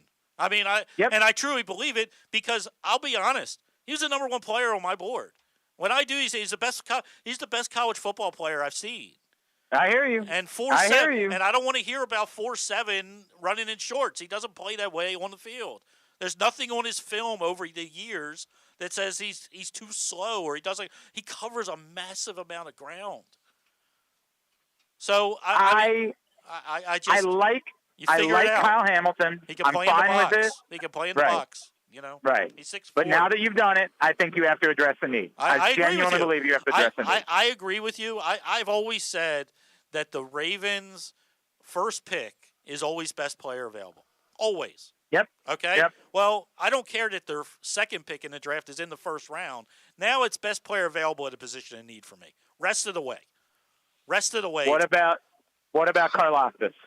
Oh, please no. Okay. He may be one of my least favorite guys in the entire draft. We are in agreement about that as well. I don't like that we're agreeing as much about. Well, we'll still disagree about plenty of things, but I don't like that we agree about that. But here's my thing, and what everybody says, and everything I've read on him, and when I watch him, when I want a dog that goes after the quarterback. I don't want a guy that's best attribute is setting the edge. I'm so sick of the Ravens and setting the edge. I don't care about setting the edge. That's what cornerbacks and safeties are supposed to do. They're supposed to come up and tackle people to get around the outside. This team has been lacking. and if Bowser is healthy, I trust in his ability to do it. I trusted his ability to do it, but he's not healthy. They don't get after the quarterback. This is an offensive-driven league, and what do we hear? We need guys that get their hands on the quarterback or get their hands on the ball. Get to the quarterback. You don't have that dude, and it's too easy right now to double team Owe. So what we're saying is that we're in agreement that they're trading for Deebo Samuel. That's what we're saying at the end of this? No, he does. Deebo Samuel doesn't want to come here. The trade they should have made is the one Philadelphia made. Oh my God. Oh my God. But you got to give him $100 million. I mean, that's the reality. But right? it's A.J. Brown. It solves so many problems. I hear you. I'd be willing to give him $100 million. It's righting a wrong from your draft pick many years ago. I hear you. I mean, oh my God, we've been talking about A.J. Brown for 4 years, you and I. I know. I love him. All right, so I'm even right now. I lost one bet. I lost. Who'd you lose? The Raptors. I lost the Raptors. By the way, but I'm even. John Coulson should, if he played the ticket I told him to play, he should be happy right now. He was very happy about. I know he had Wilson in the top 10. I gave him very happy about that. I gave him four names. He told me to give him 4 names guaranteed. Well, you can't play same game parlay on the draft, unfortunately. Oh, he told me to give him four top. But I think he's been happy for most of the night that I've seen him. He's been happy. Okay. I'm even though because I got Hutchinson and I got Stingley and I got the Suns, so I'm even right now. I have to go back. You can't finish the night even. Obviously, you can't do that. So give me one more bet I should make right now. Hold on. I'm going to give you the Steelers pick first. Yeah, Franco Harris, of course, dragging it out like everybody's Kenny Pickett. Kenny Pickett, the first quarterback taken. They go the safe option, the guy that they know over the potential superstar in Malik Willis. Where does Malik Willis go? Ooh. All right, I gotta go to. Okay, go do your thing. I love you, brother. We will talk more about it on Saturday. You and I are doing the recap show. We're going to have a lot to talk about. We're going to have some fun. Yeah, man. All right, buddy. Okay, man. Kenny Pickett, 2021 Johnny Nice Golden Arm Award winner goes to the Pittsburgh Steelers. Upside for Kenny Pickett, Ryan Tannehill. That's your player comp? Yes. He's Ryan Tannehill. I've never been a big Tannehill guy. That's his high side. I can't disagree. I'm not the biggest. Honestly, I know they say that he is the most NFL ready, but I think. And you know what that means? There's a couple other guys that have the higher upside. That if you're picking this late, that's what I'd rather take and keep that 5th-year option. You said something to me about Jermaine Johnson earlier that you are very weary about guys that are one-year wonders. Yes, and I actually have in my notes about Pickett being the same thing, him being a one-year wonder. Pickett's been in college for 4 years. He's thrown 81 career touchdowns. 42 of them were last year. One-year wonder. Bowler. One-year wonder. One-year wonder. We'll see. Good for them. I mean, they just said their comp on NFL.com on NFL Network was Matt Hasselbeck. Now, Matt Hasselbeck had some years. He had some years. Played in the Super Bowl. Nothing. Trent Dilfer played in the Super Bowl. Let's stop using the Super Bowl as the mark. What do you mean different era? Different era. Back when you were allowed to hit a quarterback. You'll be pissed people off? Joe Flacco. Never mind. I chose evil today. I woke up and chose evil. You are on one today. Glenn was right. Kenny Pickett becomes a first. We're going to take a break because we're having too much fun. You are listening to the Project Game Day NFL Draft Special. Kenny Pickett, the first quarterback taken. We are up to pick 21. We're having a good old time. Marquise Brown, not a Raven. The latest edition of Press Box is available now. On the cover, Luke Jackson profiles Orioles catcher Adley Rutschman, diving into where his passion for baseball and for catching comes from and how he uses that passion to elevate those around him in the Orioles organization. Also inside, Bo Smolka takes a look at how the Ravens' 2021 draft picks can make progress in year 2, and Glenn Clark offers a very unique tribute to former rival Mike Krzyzewski that all Maryland fans can appreciate. Press Box is available for free at over 500 area locations, including 60 Royal Farm stores, and you can always find the entire edition as well as the best daily coverage of the Orioles, Ravens, and Terps at PressBoxOnline.com. That first sip. That first bite. Start your day off right with a delicious breakfast at Royal Farms. Choose from a fantastic selection of fresh Royal Farms breakfast sandwiches and top it off with a rich hot cup of the freshest coffee in the world. At Royal Farms, breakfast is available day and night. It's the freshest breakfast in the world. Real fresh, real fast. Royal Farms.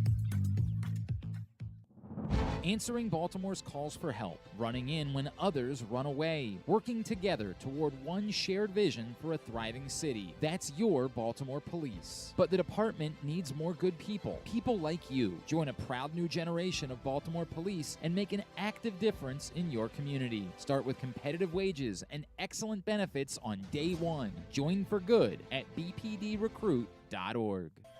Sports betting has come to Maryland, and we're ready to help you win some money. Tune in for Simply the Bets with Glenn Clark and Paul Valle every Tuesday morning at 11:40. FanDuel Sportsbook GM Bruce Billick and VSiN's Aaron Oster join the guys every week to give you all of the info you need and even a few winners. So come win some money with us on Simply the Bets every Tuesday at 11:40 a.m. Brought to you by the FanDuel Sportsbook at Live Casino and Hotel Maryland. Listen at PressBoxOnline.com/radio. Watch at YouTube.com/PressBoxOnline. Baseball is back, and so is the spring seasonal menu at Glory Days Grill. Start with the opener, flash-fried pork belly with our popular Korean No. 2 sauce, and take a bite out of the Crunch Burger, topped with home run sauce, white American cheese, and house-made chips. It also features irresistible options like a baseball-cut sirloin with blue cheese, grilled shrimp with garlic butter, and a strawberry salmon salad. And then there's the closer, the Cracker Jack Sundae with a waffle, ice cream, and Cracker Jack. This menu will be gone at your neighborhood Glory Days Grill. GloryDaysGrill.com to find out more. Great food, good sports. We can't imagine why you'd want to, but you can watch GCR live. It's at Facebook.com/PressBoxSports and try to guess whether these guys are wearing any pants. We're certainly wearing pants. I can assure you that Project Game Day NFL Draft Special. Welcome back. The Chiefs are on the board. They have traded up to pick 21. Interesting, we all expect the Chiefs to take a wide receiver at some point. The top 6 wide receivers are off the board. So this, a lot of people thought that you could see up to 9. But the third, a guy I had in my top 12, the third cornerback, Trent McDuffie, good pick for them. Like it. Thought he could be a Raven. Agreed. I had him at 12 as well, so I think we had him at the same spot. Yeah, I'm not. I'll be honest. I don't care about my. I have 1, 2, 3, 4. I have 5 correct picks tonight. Like team, and spot. But everybody's been in the first round through 21 picks. We have PressBox's own fantasy baseball extraordinaire writer, and you hear him all the time on Sirius XM. Phil Backard's here. Hold on a second, Phil. I'm having so much fun. I don't know where my headphones are. This has been a tremendously interesting draft. A draft, I will say, for the Ravens like we have never seen in their history. So the first 9 picks, I'm like, all right, this is normal draft, whatever. And then all of a sudden, all hell broke loose. Yep.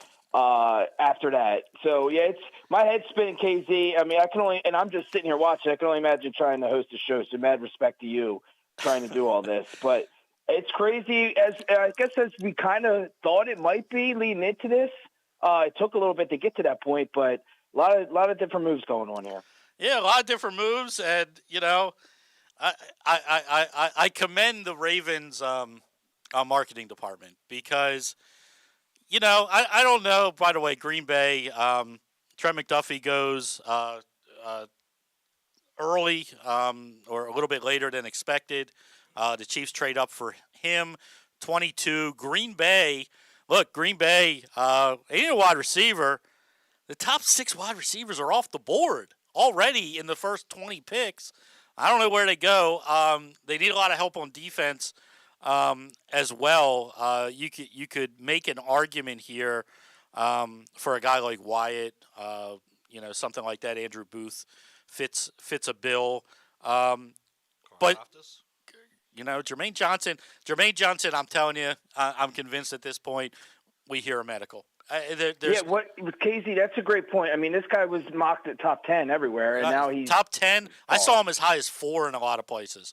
There were people, Mel and McShay, and again, they know more than I do. They do this stuff, year round. I do this as semi-hobby. They were talking about maybe teams had him ahead of Thibodeau as far as the edge goes, but they were close.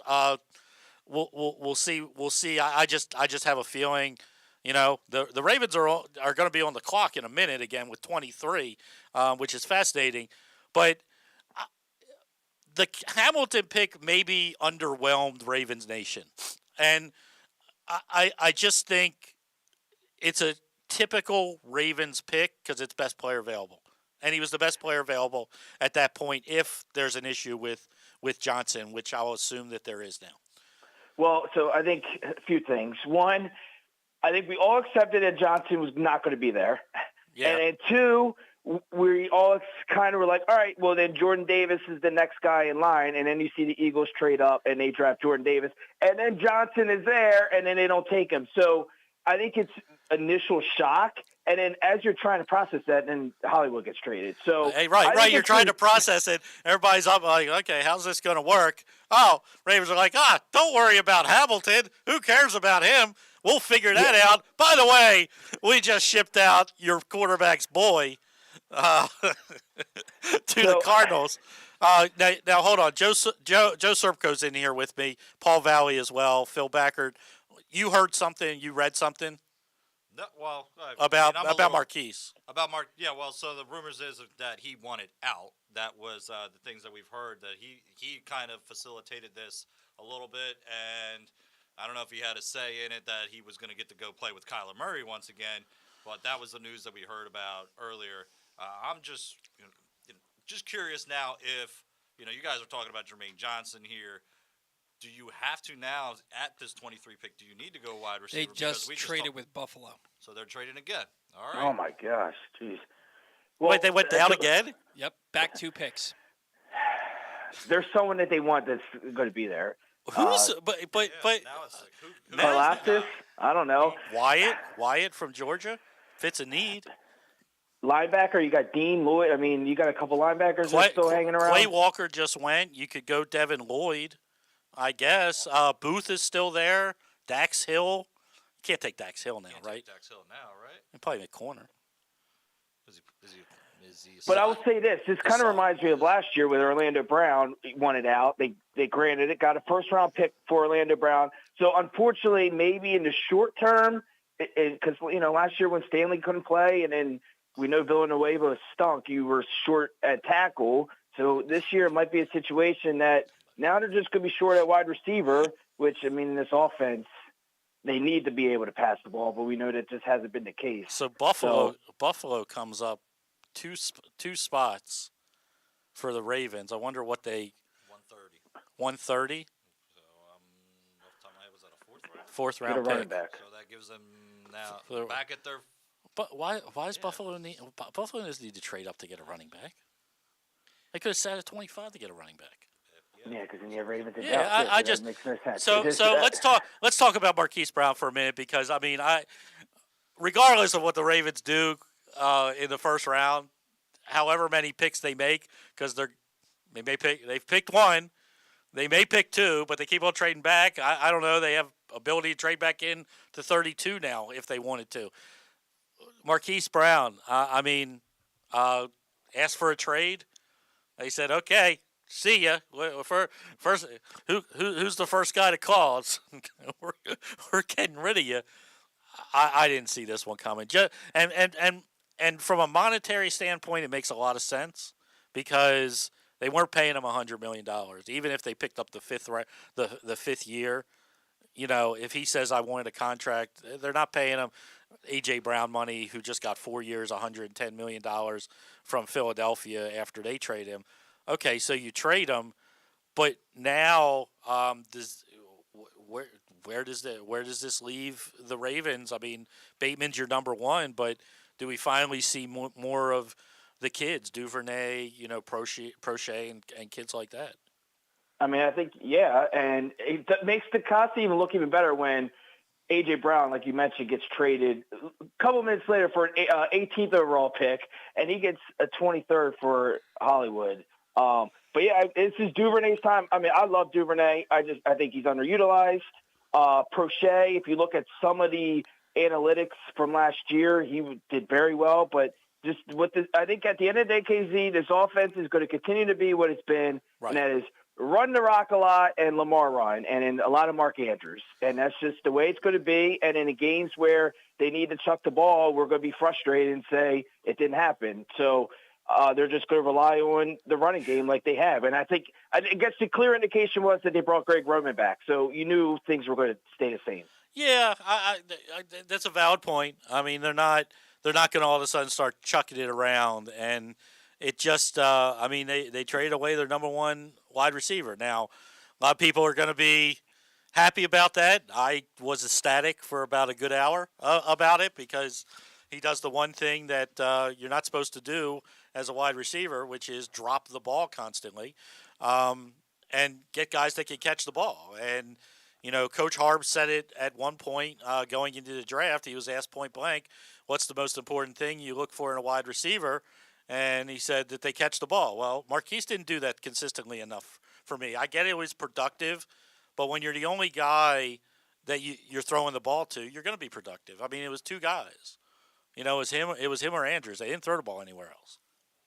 So. Yeah, and I think this says a lot about what they think of Bateman. I mean, that dude's a dog, and I'm all for it. I'm all for it. You know, he was my guy last year. I was all for it. Buffalo here is picked. They fourth round pick 130. So what do they have, like 20 fourth round picks now? 6. They have 6 fourth round picks now. Get ready for the most historic fourth round in the history of the NFL. Part 2. Once again for the Baltimore Ravens. They took 5 guys last time. Anyone work out? Tavon Young. Tavon Young is probably your best one. Yeah. Temple guy. Yeah. I mean, injuries derailed that. But they have the ability to move up and get another third or maybe into the second round. Or quite frankly, if you package your number 2 pick at a couple of fourths, you may be able to get another the 32nd pick if it's all said and done. But Buffalo here, you know, they need a corner. They had some injury concerns at the end of last year. You look at them. Where do you go if you're the Ravens? What I mean, I still think their biggest need overall is edge rusher. There's a couple of guys available. What do you think they have to come away with if they make another pick in the first round tonight? Well, I mean, I wanted them to do pass rusher earlier, so I'm going to stick to that. I mean, they have to be able to get to the quarterback, Casey. I mean, they just are. Yeah. And I will never disagree with the Kyle Hamilton pick because he's a playmaker, and they haven't had playmakers in years. And even with the Williams signing, like Chuck Clark is now you can make Chuck Clark more of a guy that's near the line of scrimmage. Right. So I'm never going to question that pick because you need defensive backs. We saw what happened last year with all the injuries, and I think Mike McDonald will be able to move these guys around. So I'm okay with that pick, but I think you still need a guy that can just get to the quarterback. So hopefully that's the route they go here. Yeah, I hope as well. And it was a cornerback, Khair Elam, no relation. Well, there is a relation, but nephew. It's a nephew. It's not a brother or, you know, things like that. Which just means we're getting old, guys. What we're getting? We're getting old. We're getting old. I know. Yeah. Yeah, with nephews. Yeah, nephews and sons. Really good player. Very productive at Florida. Can play in the slot. Can play on the outside. Short-handed tackler. Like this kid. I actually had him going to Buffalo. I just didn't have him going here. Once again, it seems like for the last hour we've been 2 picks away from the Ravens. Basically. We've been 2 picks away. I know we lost an hour with me screaming about Marquise Brown. Probably not over yet. Hey, the Dallas Cowboys are on there. So, okay, so we're looking at edge rusher. You know, the boys, you know, our boys still on the board. Johnson. I'm scared, though. I'm scared of one guy, Phil. Who is this? Karlaftis. I'm scared. You don't like him? No, I do not. He's not a dog. He's not a dog, and he's not a put his hand in the ground and let me go get the quarterback type edge rusher. He reminds me of Kerrigan for some reason. Kerrigan. Okay, fine. And everybody I've read 3 things and heard from 2, and the first thing they said to me about him was he can set the edge. I'm so over it. I'm over the edge setters. Boy Maffei's available. I'd rather have him. At this point, Devin Lloyd in the middle as a middle linebacker, putting Queen next to him, that helps your overall defense. For sure, I'm not against that. And the kid Wyatt, I'm not terribly worried about that either. The other thing I'd look for here is if they do go to the offensive line side, Tyler Smith, guard/tackle out of Tulsa, I think could be a pretty good pick for them when it comes down to it. Also, Booth's still available too, right? Yes, he is. Yeah, so they could go corner here as well. They have got some options here. I mean, look, they have I don't know. They still have 10 picks, right? They have 6 in the 4th, 7, 8, 9. They still have 10 picks. Yep. I mean, it's ridiculous. I mean, but all these guys aren't going to make the team, right? I don't know. They need corner. Look, you how many corners do you need? You got to have at least two. At least two guys are going to make the team. You only have 3. If you think you have. But how many picks do they have left? 10. Yeah, I mean, you got to at edge. The only guys that they have even in the room are Owe and Ferguson, because Bowser, we don't know when he's healthy or not, when he's going to be back. They need multiple edge rushers to me. They need multiple cornerbacks. They got to get, at some point, I would think you take a wide receiver at some point in this draft. And I think you have to address offensive line. I don't want to hear about Ronnie Stanley. I just don't. I don't want to hear. I don't want to hear he's healthy. I want him to show me he's healthy. Yeah, and I could see them drafting a running back too in like round 4. Yeah, I mean, so I think I say at running back, they should take, it's flattery. The Pittsburgh Steelers every year in the 3rd or 4th round take a wide receiver. No matter what they have on their roster, because of how they use their wide receivers. The Ravens every single year should take a running back in the 3rd or 4th round. Every single year. I don't care how many running backs you have. Every single year, because eventually Gus Edwards is going to go somewhere else and get a bigger contract. So no, I agree with that. So I mean, you run more than any other team. Go get another running back. I mean, you lost 3 last year. How many times do you need to lose 3 and not have anybody? And I don't want to hear about McCray and Williams anymore. No, they shouldn't even be Ravens anymore. Oh, Wilson did. Well, I mean, I think the clear indications trading Hollywood that this is a running team. It's a running team. To be. It's a running team. It is what it is. I mean, it just is what it is. I mean, this is what Roman does, and I know we're frustrated with Roman, but this is the offense Roman knows. I mean, as long as he's the offensive coordinator, this is going to be your offense. I mean, it's just, you brought back Ricard. I mean, so this is all. Yeah. Dallas pick is in. I will say this. I mean, it's 10:42. We're 2 hours in. We have gone through 23 picks. It's not terrible. 2.5 hours, yeah. Well, Who's counting? Yeah, 8:15. You start at 8:15. Yeah, it's 2.5 hours. It's 10:43. I said 20. Oh, it's 42, not 24. My number dyslexia got me again. I saw you just pull it up, and I'm looking at the same thing. But apparently, this Marquise Brown thing's been going down for a while because he's already in Arizona at their draft party. Yep. So this was news that happened this morning. If he's all the way in Phoenix by now. How does everybody not know this then? Yeah. Well, apparently A.J. Brown and Jalen Hurts were working out last week together. Oh, there's news. Okay. I didn't know that. So who knows, man? I mean, I love the pick. I love the trade. I mean, you're not going to pay the dude. Anybody see DK Metcalf in Baltimore recently? I know, yeah. Yeah. Where's Debo at? Stop it. Stop it with the Debo. The Debo doesn't make any sense here. Well, because he doesn't. He said the reason he doesn't want to be in San Francisco is he doesn't want to run the ball out of the backfield. Oh, they won't use him like that. Who? The Ravens. Right. They certainly won't throw it to him. So That's a good point, though. Oh, the Cowboys selection. Then we're going to let you go. Tyler Smith. That's a good pick. That's a good pick. Like them. They need offensive line. I never like saying that about the Cowboys. I know, but, it is what it is. I mean, teams make good picks. This is Cole Jackson said this is a Penning clone. Really athletic, really nasty, can play guard, can play tackle. Really often penalized. Often penalized. That's okay. Those things can be cleaned up. So we're back as a Ravens pick. Ravens are on the clock. Do they actually pick You want this to time? wait? You want to wait for the Ravens pick with us, or you want to go? I'm going to go, Casey. Okay, go. I know you got to get. I know you got to get up early. What show you on tomorrow? How many shows are you doing tomorrow?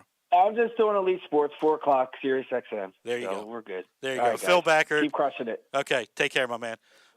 Phil, you can read his stuff on Fantasy Baseball a couple times a week. PressBoxOnline.com. You can always hear his tones on Sirius XM Radio. Elite Sports, Jeff Manns is where he is mostly. Works with Brad Evans sometimes. It's good stuff. Ravens are on the clock. Again. Okay. If they trade this pick or they make it, we're going to take another break. Okay? We're going to try to get somebody we haven't gotten yet. I don't know who's left on the list. Let's call Kevin. Kevin Oestreicher? Yeah. After the break? Yeah. After our break, we're gonna call Kevin Oestreicher, and from Ravens Wire, little known fact. Friends School Quaker. Kevin Oestreicher, Friends School Quaker. Used to come into my office and ask me questions about my media stuff all the time. And now he's a bigger deal than I am. It's great. No, I'm just kidding. He's a good kid. He's a really good kid. And he does really good stuff for Ravens Wire. So Ravens are on the clock. They got about 5.5 minutes. Here we are again. Jermaine Johnson still on the clock. Still there. And you would have to think, if that's the case, he's got to be your presumptive pick, correct? And I do you want to take the break now so that we can get back in time for them to make the pick? I'm scared to. They aren't going to make the pick before the 6 minutes are up. Okay, we're going to take a break. Press Box Project Game Day NFL Draft Special. Ravens have 5 minutes for the pick. We'll be back in 3. Bye. Sports fans, the wait is over. The all-new FanDuel Sportsbook is now open at Live Casino and Hotel in Hanover, Maryland. This is your chance to win big right in your own backyard. Bet on every sport with self-service kiosks and watch all of the action from the best seat in the house. Make every moment more at the all-new FanDuel Sportsbook at Live Casino and Hotel in Hanover. Please play responsibly. Gambling problem? Please call 1-800-GAMBLER or visit mdgamblinghelp.org. The biggest pro wrestling stars today and all time all have one thing in common. You've heard them on Jobbing Out. Matt and Nick Jackson, the Young Bucks. Thanks for having us, man. Appreciate it. The great Kurt Angle. Thanks for having me on the show. I appreciate it. Matt Riddle. Yeah, man. Thanks, man. The champ, Drew McIntyre. Oh, thank you for having me. The great Ron Simmons. Keith Lee. Appreciate you guys having me, man. Bill Goldberg. My pleasure. Charlotte. Thank you so much for having me. Mick Foley is with us. This is the greatest name for a wrestling show I've ever heard. MJF. I'm glad you're happy I'm on this show because I'm freaking miserable. Le champion. Chris Jericho. Le champion. AJ, Aaron, Brandon, and Glenn are talking pro wrestling every week on Jobbing Out. Find it at PressBoxOnline.com/radio, iTunes, and SoundCloud. Answering Baltimore's calls for help, running in when others run away, working together toward one shared vision for a thriving city. That's your Baltimore Police. But the department needs more good people. People like you. Join a proud new generation of Baltimore Police and make an active difference in your community. Start with competitive wages and excellent benefits on day one. Join for good at bpdrecruit.com. PressBoxOnline.org. Stan the Fan here, welcoming back one of my favorite sponsors, the Costas Inn. And everybody around Baltimore knows the Costas Inn is a great place to go and grab crabs, steaks, salads, soups, whatever's on your mind to eat in person. But did you know that the Costas Inn has upped their game? They are now one of the premier takeout places in Baltimore. Give them a call now to order your food, 410-477-1975. That's the Costas Inn over 4100 North Point Boulevard. The latest edition of PressBox is available now. On the cover, Luke Jackson profiles Orioles catcher Adley Rutschman, diving into where his passion for baseball and for catching comes from and how he uses that passion to elevate those around him in the Orioles organization. Also inside, Bo Smolka takes a look at how the Ravens' 2021 draft picks can make progress in year 2, and Glenn Clark offers a very unique tribute to former rival Mike Krzyzewski that all Maryland fans can appreciate. PressBox is available for free at over 500 area locations, including 60 Royal Farm stores, and you can always find the entire edition as well as the best daily coverage of the Orioles, Ravens, and Terps at PressBoxOnline.com. Stay tuned. Your chance to win $1 million is coming up. Probably not from us. You're listening to Glenn Clark Radio. Hey, welcome back. Not Glenn Clark Radio. We keep telling you that. PressBox, Project Game Day, NFL Draft Special. Hey, whether your focus is luxury and comfort, convenience and technology, advanced advanced connectivity, sporty performance, and aggressive style, we've got the perfect Highlander for you. Check out buyatoyota.com for deals on new Highlanders from your local Toyota dealer today. Ravens pick is in. They're going to make a pick. Finally. I have no idea. I'm just happy to be here at this point. No, Look, I think we all agree that there's something amiss with Mr. Jermaine Johnson. He could fall out of the top 10. That's fine. We're now falling out. We're 25 picks in. Andrew Booth could make a lot of sense here. He's one of the guys that I had said that if the Ravens traded back, not knowing that how they would get down here, I said that a guy like Dax Hill or Andrew Booth made a lot of sense in this neck of the woods. Obviously, Daxton Hill is a safety / slot corner, played a little bit of both at Michigan. That would be a wild selection at this point in the evening if they took another, quote, safety. Especially after signing one with all the money they did this offseason. I mean, the offensive lineman, Linderbaum, I wouldn't – at 25, I'm not going to – there's not much that they could do here that I'm going to hate. Yeah. Right. Because you're at the part – every year my goal is to get like 25 guys that I think are in the first round. I'm about there now. I mean, there's been only Quay Walker has been a guy that I didn't have in my mock. So 23 out of there we go. Okay. So Tyler Linderbaum out of Iowa is a Raven. I think that gives a point to Glenn. Oh, yeah. Okay. That's not good. So they get a center, and what most people think is the best center in the draft. Overall, 99. Yeah, overall 99. Very athletic. Nation top center. The Remington Trophy Award winner from last year. Look, he's a good player. I just didn't know where he fit into the draft this late. There's nothing to dislike about this pick. If, again, everything on the offensive line for me goes back to Ronnie Stanley. If Ronnie Stanley is healthy, you now have Linderbaum, Cologne to handle center. Macari can be that swing tackle guard, play center in a pinch if he has to. And you're set up pretty well. I still think at some point you need another tackle, another guy that can play tackle. But Macari proved that he could handle right and left tackle last year. In spots. I don't In think spots. I don't think he's a guy you obviously want to, Again, set out if- there as like your plug and play No, type of guy. no, but you're hoping that that's all it is in spots. I mean, look, whatever we think, if Stanley's not healthy and they don't address it with a second round or third round guy like Rasheed Walker that we've all talked about before, a guy that could step in right away. God, another trade. The Jets have moved up back into the first round. So they probably gave up that, what was it, pick number 32, 34? 32 or 35, yeah. Somewhere in that range there. But Linderbaum, hey, a lot of people, yeah. Who we have? Who are we going to?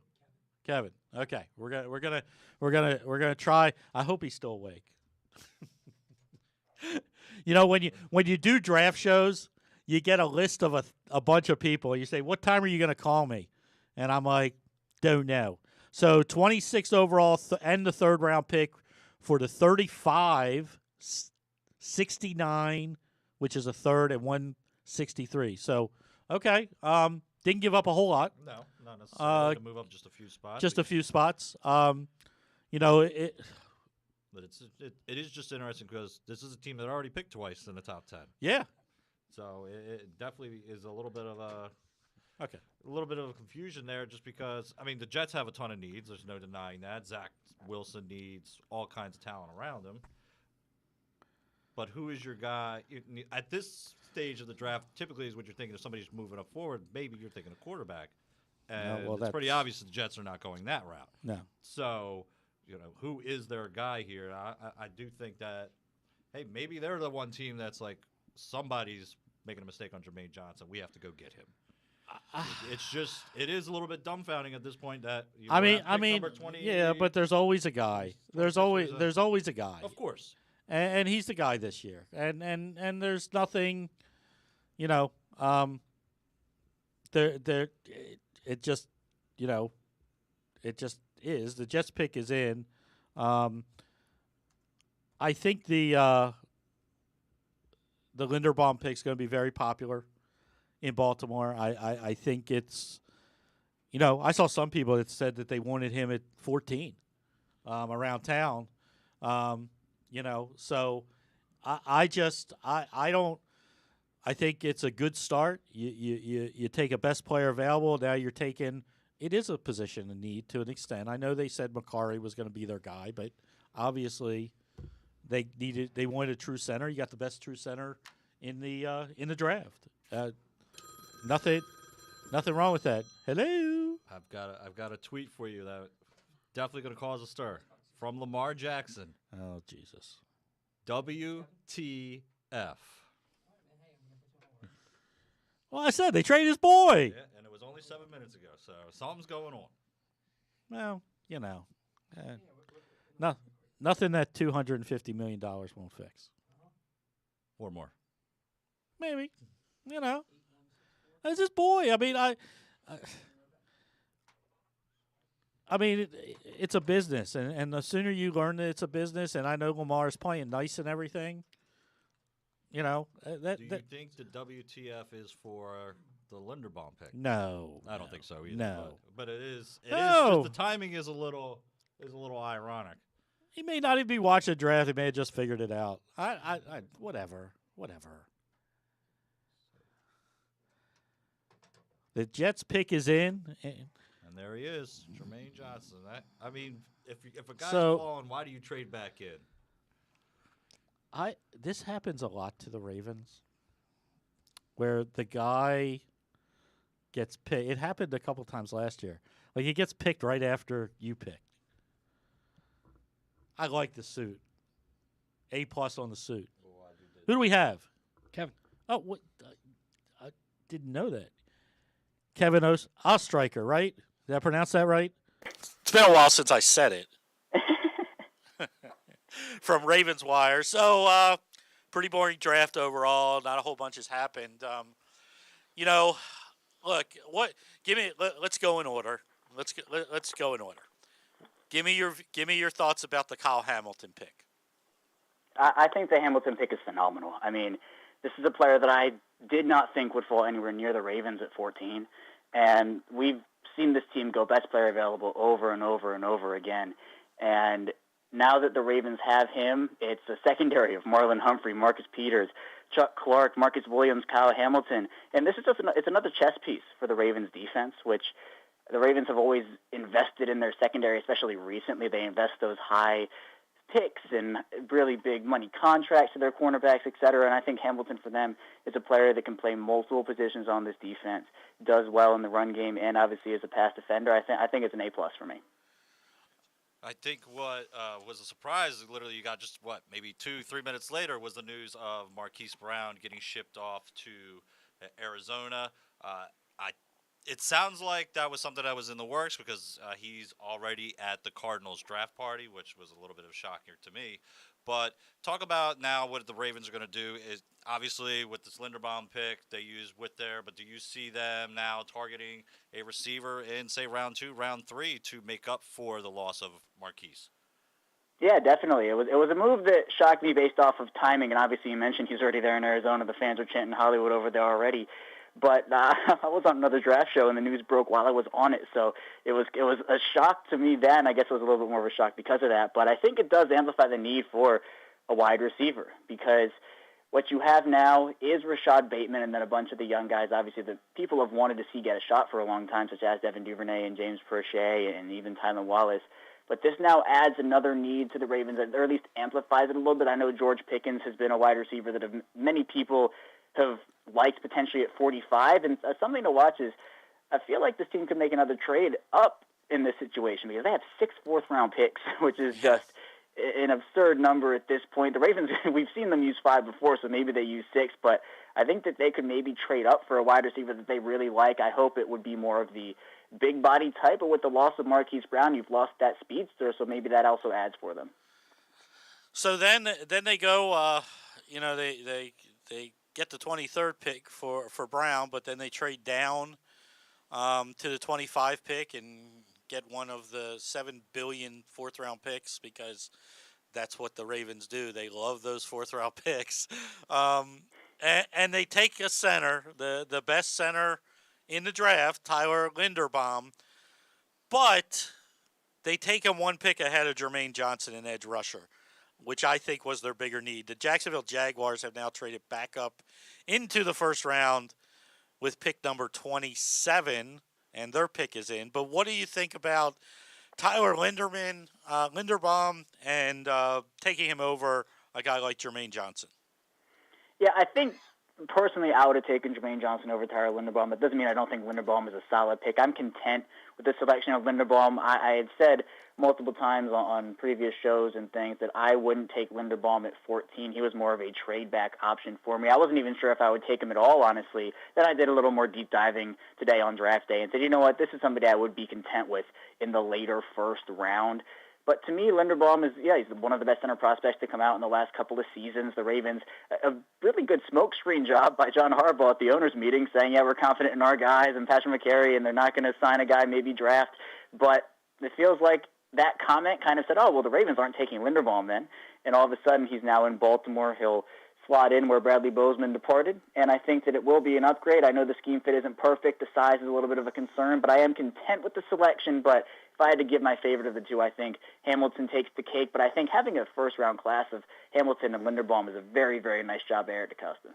I think it's fair. I agree with that. I was the same way with Linderbaum. I certainly need a center. I think it's on his natural position, so it's an upgrade over McCary. I still like Cologne as a backup center in a pinch, so that's fine. Big massive hole for me with this Ravens team is that edge opposite Owe, and look, they have a lot of ammunition to go get some of the guys they want. We'll see if we'll see where Karlaftis, if he is available in the second round or he still goes in the first round. If Ebikiti out of Penn State, if he lasts until the second round, there are still guys, Bo Mafe, guys that were kind kind of projected to be late first-round guys. Maybe they're around the second round, and they can still go up and get one. So I always kind of pause because you got to look at the whole draft class at the end. But for me, I could have gotten a center later that could be been a plug and play. I think there are a lot of really good centers available in this draft. Getting the best one is always a good thing, but it's a massive hole for the Ravens at edge. Right. There are a couple other needs this team should address. Obviously, I agree with you. Edge, to me, was the number one need coming in with Tyus Bowser coming off the Achilles. You never know with those. You have to really be cautious with that. Dalen Hayes missed most of his rookie season with injuries. Adafe I think he's healthy now, but he had the foot stuff towards the end of the season. Apparently had off-season shoulder surgery. So there are a couple of edge guys you mentioned. I like Ebiketie a lot out of Penn State, but I think that this is a position now where if there is that top-end maybe mid-first-round talent that falls into the early mid-30s, Baltimore can package some picks, trade up from 45, and get that player, whether it is an edge rusher or a cornerback or one of those players, because the 6th, 4th-round picks, that gives them a ton of ammunition moving forward. Outside of what the Ravens have done, because it's tough to, we're Raven-centric, but we're also covering the NFL, and we're obviously covering the entire draft. Anything else jump out at you at this draft? I mean, it's been kind of crazy. A lot of trades, especially in the second half of this draft. What's kind of, is there a pick that surprised you the most at any point, and anything else that stands out so far? Yeah, no, people were kind of talking about in the earlier portion of that how, like, where are the trades? There are no trades going on, and it was kind of going pretty line and file. But then all of a sudden the trades come in fast and furious. A couple surprises. Tyler Smith, to me, at 24, seems like a little bit of a reach to me. I mean, I think he's a solid player at 24, though it might be a little bit early for him, in my opinion. I mean, other than that, you have that run on wide receivers when really it seems like after the first 6, 7 picks that it was going to be no wide receivers on that run. You had Drake London go 8, Wilson go 10, Olave go 11, and Williams, that trade up for Williams going 12. And then the Eagles trading up ahead of the Ravens pretty much from 15 to 13 to take Jordan Davis. It seemed like the Ravens were all in on Davis. And then obviously Hamilton became their pick at 14, which I think is the better of the two in my opinion. Other than that, Clay Walker was a guy I had a second-round grade on him going to Green Bay at 22. The Steelers picking Kenny Pickett over Malik Willis seems to be a pretty controversial pick there, but I feel like to me Willis was my number 1, Pickett was my number 2. So I think the Steelers, maybe would have been better off with Willis. We'll see with Pickett. I think he's still a very good quarterback, and the Ravens seemingly will be facing him. And then other than that, I know the Jaguars just took Devin Lloyd, so that's a player that I really like coming off the board there. But we'll see. This second round is going to be really interesting to me to see what the Ravens do there. Yeah, a lot of good players on the board, like you said. Devin Lloyd, I have him as the top linebacker available in the draft. Jaguars jump in to grab him. Very good pick for them. Can see him and Miles. Can see him filling in for Miles Jack once that's all over and done with. So, Kevin, thanks so much for your time. I say this with remembering the kid that came into my office. Very proud of everything you've done. Keep up the good work with Ravenswire. I appreciate that. Thank you so much. Okay, take care. You too. Kevin Ostraker, Ravenswire. Good kid. Good kid. Always wanted to do this. I love when I see people grow up in front of my eyes, and he did that. And this was his passion all the way going back to his junior year of high school. So it's really that's a really kind of cool thing that just happened there. Hey, we only have 4 picks left. Is it 4? 28, 29, 30, 30. 5 picks left. I can't count anymore. We've been here too long. So here's what we're going to do. Our final break, because I've got to get some water. And then we will finish up this draft. And unless something nutty happens and the Ravens trade back in, we're going to try one more time. We're going to try to get Bo, see if we can get Bo. And if we can't, right very soon after the 32nd pick, we become pumpkins. You're listening to Press Box's Project Game Day NFL Draft Special. Sports fans, the wait is over. The all-new FanDuel Sportsbook is now open at Live Casino and Hotel in Hanover, Maryland. This is your chance to win big right in your own backyard. Bet on every sport with self-service kiosks and watch all of the action from the best seat in the house. Make every moment more at the all-new FanDuel Sportsbook at Live Casino and Hotel in Hanover. Please play responsibly. Gambling problem? Please call 1-800-GAMBLER or visit mdgamblinghelp.org. That first sip. That first bite. Start your day off right with a delicious breakfast at Royal Farms. Choose from a fantastic selection of fresh Royal Farms breakfast sandwiches and top it off with a rich hot cup of the freshest coffee in the world. At Royal Farms, breakfast is available day and night. It's the freshest breakfast in the world. Real fresh, real fast. Royal Farms. Baseball is back, and so is the spring seasonal menu at Glory Days Grill. Start with the opener, flash-fried pork belly with our popular Korean No. 2 sauce, and take a bite out of the Crunch Burger, topped with home run sauce, white American cheese, and house-made chips. It also features irresistible options like a baseball-cut sirloin with blue cheese, grilled shrimp with garlic butter, and a strawberry salmon salad. And then there's the closer, the Cracker Jack Sundae with a waffle, ice cream, and Cracker Jack. This menu will be gone at your neighborhood Glory Days Grill. GloryDaysGrill.com to find out more. Great food, good sports. Baseball is back. I'm Paul Valle. And I'm Zach Goodman. You can find us live every Saturday from 10 a.m. to noon talking all things Orioles and Major League Baseball. Like the debuts of Adley Rutschman and Grayson Rodriguez. And how the rotation and bullpen are rounding into form. Watch us live at youtube.com/PressBoxOnline and Facebook.com/PressBoxSports. Or you can listen at PressBoxOnline.com/radio. That's the Bat Around, live with the latest in baseball coverage every Saturday from 10 a.m. to noon. The Toyota Tacoma comes in a wide range of models and trim lines. You can choose the perfect Toyota to reflect your unique personality and driving habits. Check out buyatoyota.com for deals on new Tacomas from your local Toyota dealer today. If you miss anything, don't forget that you can find whole shows later on Spotify, Apple, or Amazon Podcasts. It's Glenn Clark Radio. It's not Glenn Clark Radio. Stop it. Pressbox. And this is not Glenn Clark right here. No, we know it's Joe by now. Everybody watching knows it's Joe. We got the little KZ, Joe is right next to us type thing. Project Game Day, NFL Draft Special. We're moving right along. Do we have anybody on the line? No, we don't have anybody on the line. You go to sleep? More of us.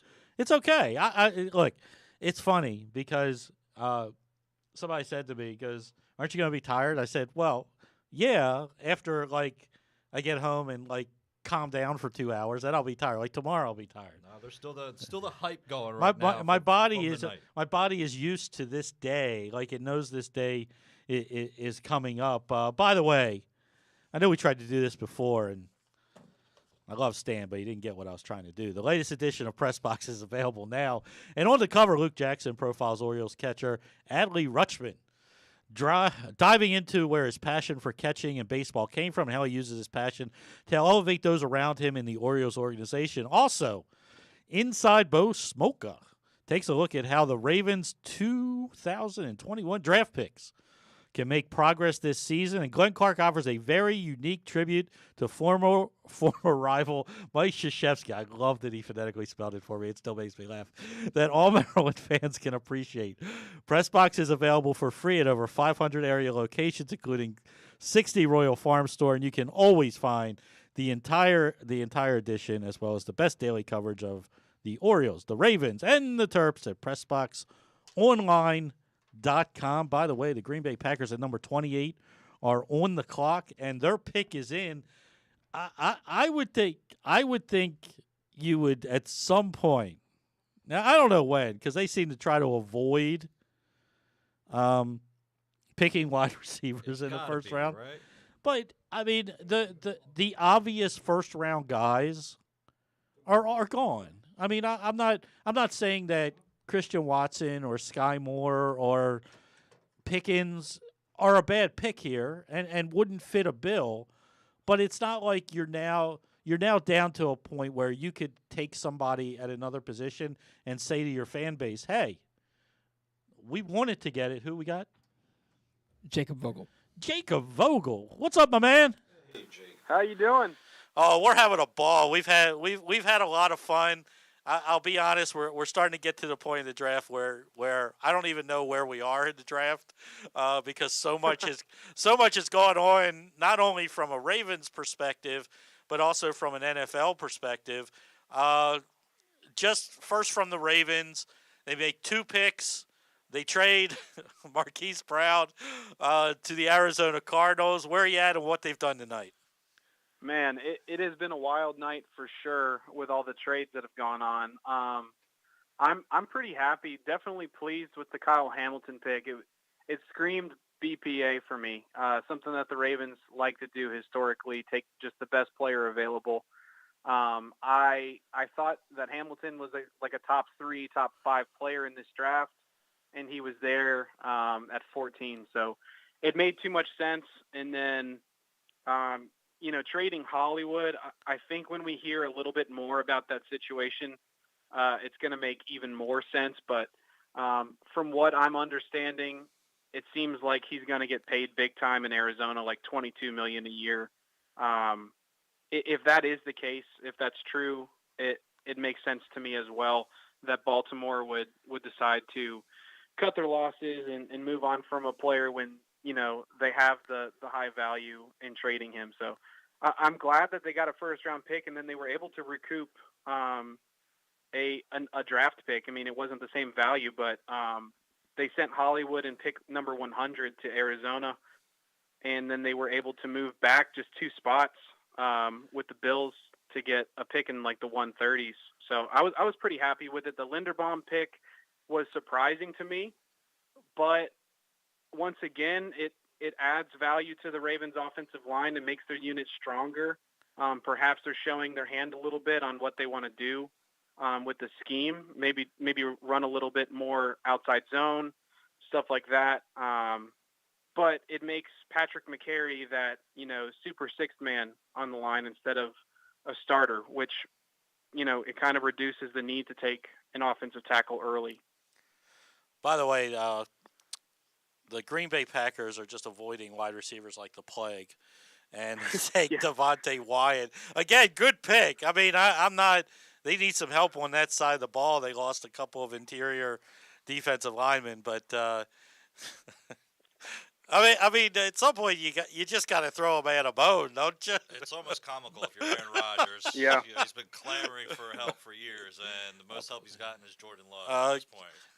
Before you say something, apparently New England ran to the podium, and their pick is in. Go ahead. Well, no. So wow. To get back to what we're talking about, Jacob. So there's been a lot that's been going on around the league tonight. So I'm just curious if there was a pick that maybe surprised you. You know that I'm a Philly guy, so you could comment on the A.J. Brown news. What in this draft has been the highlight for you, other than the Ravens doing what they normally do? Yeah. So first off, with Philly, Jordan Davis, the trade up to get in front of Baltimore, take Jordan Davis. I don't know if he would have definitely been the pick at 14 since Hamilton was still there, but I mean he was heavily mocked to Baltimore in the recent days. So it made a ton of sense for that defensive line in Philadelphia. So that was noteworthy for me. I'm also a Bulldogs fan. So for everybody listening, it is a weird combo, but Georgia and Ravens is that's what I am. The wide receiver market is just crazy with Hollywood and A.J. Brown being shipped off and the market in general with how much those guys are going to get paid. I think A.J. Brown got a 4-year, $100 million contract. So, definitely surprised. The quarterbacks did not come off the board as we would hope as Ravens fans, most of us on here. But that it is what it is, and I'm pretty happy with the first round so far. You got the New England. We got 4 picks left in this draft. I have no idea. New England could do anything because they just look at the world differently. I think Daxton Hill really fits what they do. As we go forward, I mean, we're gonna, turn the page in about a half hour, and we're gonna start looking at day 2, which is the second and third round. Ravens right now have 3 picks. In 3 picks still. Are we still? I think it's 2 now. It's now 2 because they gave up. They gave up the other. So it's 2 picks. I'm going to say it's going to be 3 when it's all said and done. They're not making 6 fourth-round picks in this draft. That would just be ludicrous. 2 or 3 guys tomorrow. For me, I got to get an edge rusher tomorrow. I may even have to get 2. That is the room that needs the most attention on this team, and they need guys who can get after the quarterback, not guys that are just gonna. I don't want 3 technique, 1 technique. I need guys to get hands on the quarterback. What are you looking for tomorrow? I would definitely say edge as well is a big time need, and I think the players start to fall off after day 2. You can still find some developmental players on the 3rd day, but tomorrow is going to be critical early on to get an edge. And then corner. We still haven't taken one. We obviously went secondary with the first pick, but I still think that's the area on this team that could use the most in terms of volume players added. So corner and edge for me. Offensive tackle is still a place that they can add, but that might not happen until the 4th round now with the Tyler Linderbaum selection that kind of moves Patrick McCary back into that ideal 6th-man role, in my opinion. Yeah, and that's fine as long as, look, the elephant in the room and in the Ravens, facility is Ronnie Stanley. And right. I think this is all what it comes down to once again. Where is Ronnie Stanley? I discount the Rappaport being fed a line before the draft that Ronnie Stanley is exactly where we expect him to be, and we expect, we heard all that garbage last year, and it didn't work. They have to have Plan B before the start of the season, and it can't be a guy like Villanueva's on the downside of his career. You got to get a guy that you have some confidence in. And I think that I don't know if they can afford to wait. You can't fix them all if you only do 2. Wow. That's a wow. Little bit of a reach, Cole Strange, I don't think who I like. I mean, Same. this is a wow. This is a tremendous player, but I got a 3rd-round grade on the kid. Okay, sorry. That's the first one that's taken me for a loop. Yep, did not see that coming. Okay. But as you said, the Patriots definitely see things in their own way, and this is a perfect example of it. Yeah. Okay, Cole Strange goes off the board, which I guess that's good for the Ravens because he's a guard center, and they don't need one of those anymore. So that pushes somebody else further down if we want to go for the silver lining. I'm just that's like the biggest jump I've seen in a long time. 3 picks away from the end of the draft, and I agree. I just those 6th-round picks. I hope they figure out how to get a 3rd rounder out of that. Jacob, I gotta ask, because we're sitting here, we're watching the draft, we're not really paying attention to Twitter like everybody else is. I'm curious, what is the reaction from the tweet that we just got from Lamar with the WTF? I'm curious what Ravens flock thinks of that right now. Yeah, I haven't been on too much, just a couple tweets here and there. It definitely seems like people are thinking that tweet is directly in response to the Linderbaum pick, and I'm not really sure that's what it is. I think it's probably a mixture of Hollywood being gone and maybe something else. So we might hear about that soon, but as of right now, it's kind of hard to speculate what exactly he is responding to and how much it means. I think the Hollywood thing is pretty big, especially because of the friendship that Lamar and Marquise Hollywood Brown have together. That was always going to be a talking point when we discuss the fifth-year option and a bigger contract with Hollywood, which we no longer have to do. But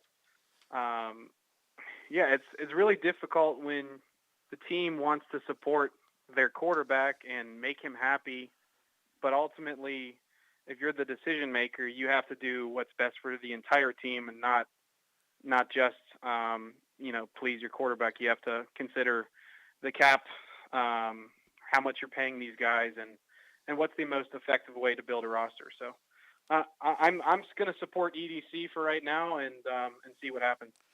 Oh, I'm a big supporter of this one. Hey, I had no problem with this one. They were never going to pay him.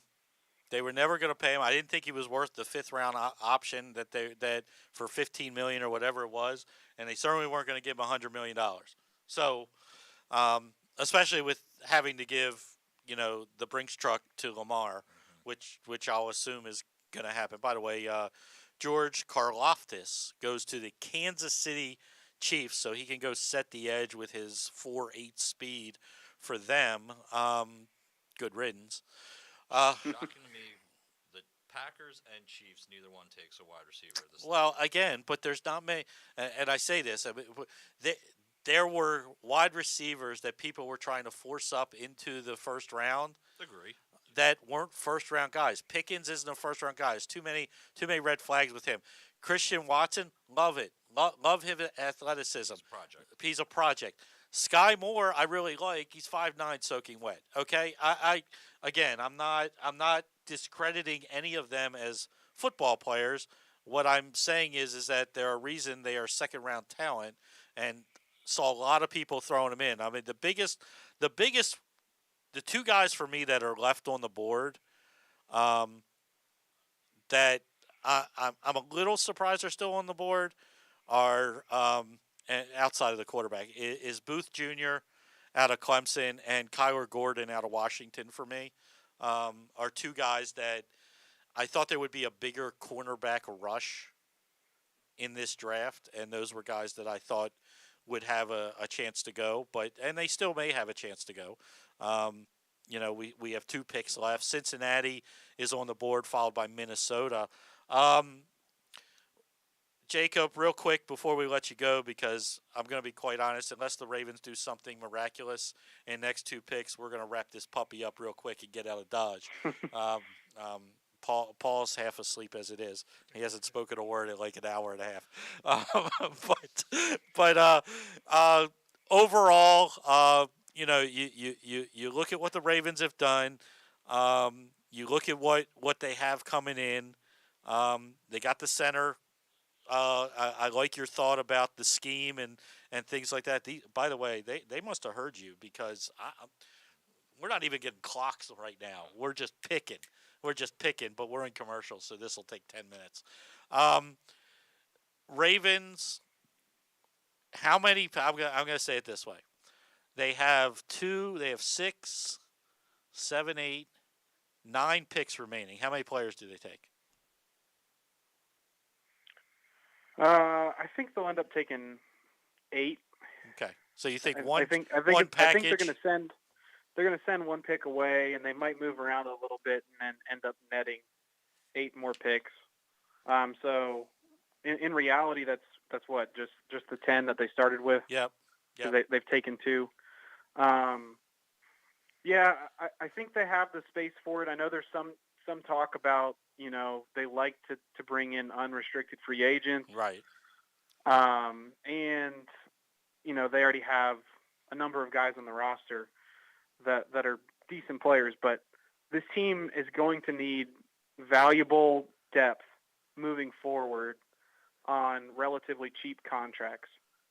And with Lamar getting the bag really soon, I think it would be pretty reasonable to take, anywhere between 8 and 10 picks in this draft.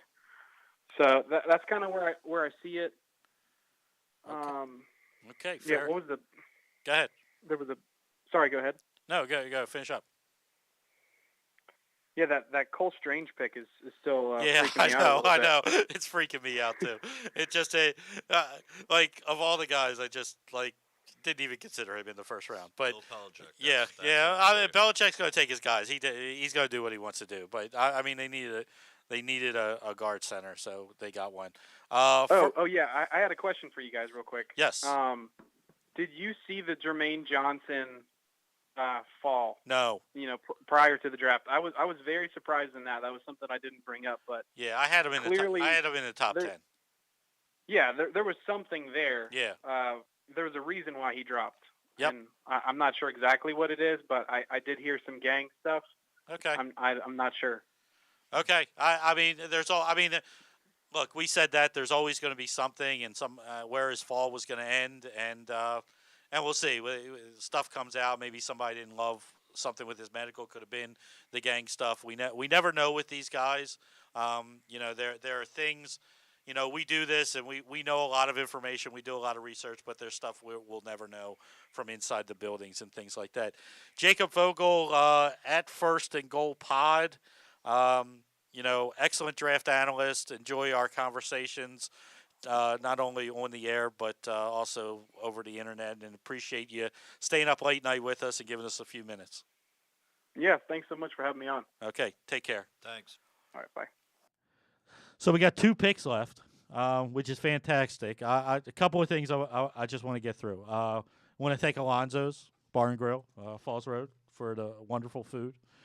Make sure you go pick up the latest edition of Press Box. Got Luke Jackson talking about Adley Rutschman. You got Bo Smoko talking about the 2021 draft class. Glenn Clark talking about some dude that he doesn't think I know how to pronounce his name. I think he does that for he did that Mike, for Zach because Zach can't Mike, pronounce anything. Mike Krzyzewski. I mean, he could have written Krzyzewski for me. I mean, it was the same. I know I say a lot of names wrong, but I think he just printed the same paper from last iconic week. name at this point. I know. Also, Glory Days Grill, their spring seasonal menu is available now. It's fabulous. Get your order in right now. GloryDaysGrill.com. Great food, good sports.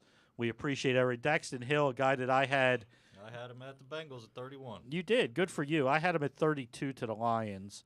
But one more pick remaining. Would they? Could they?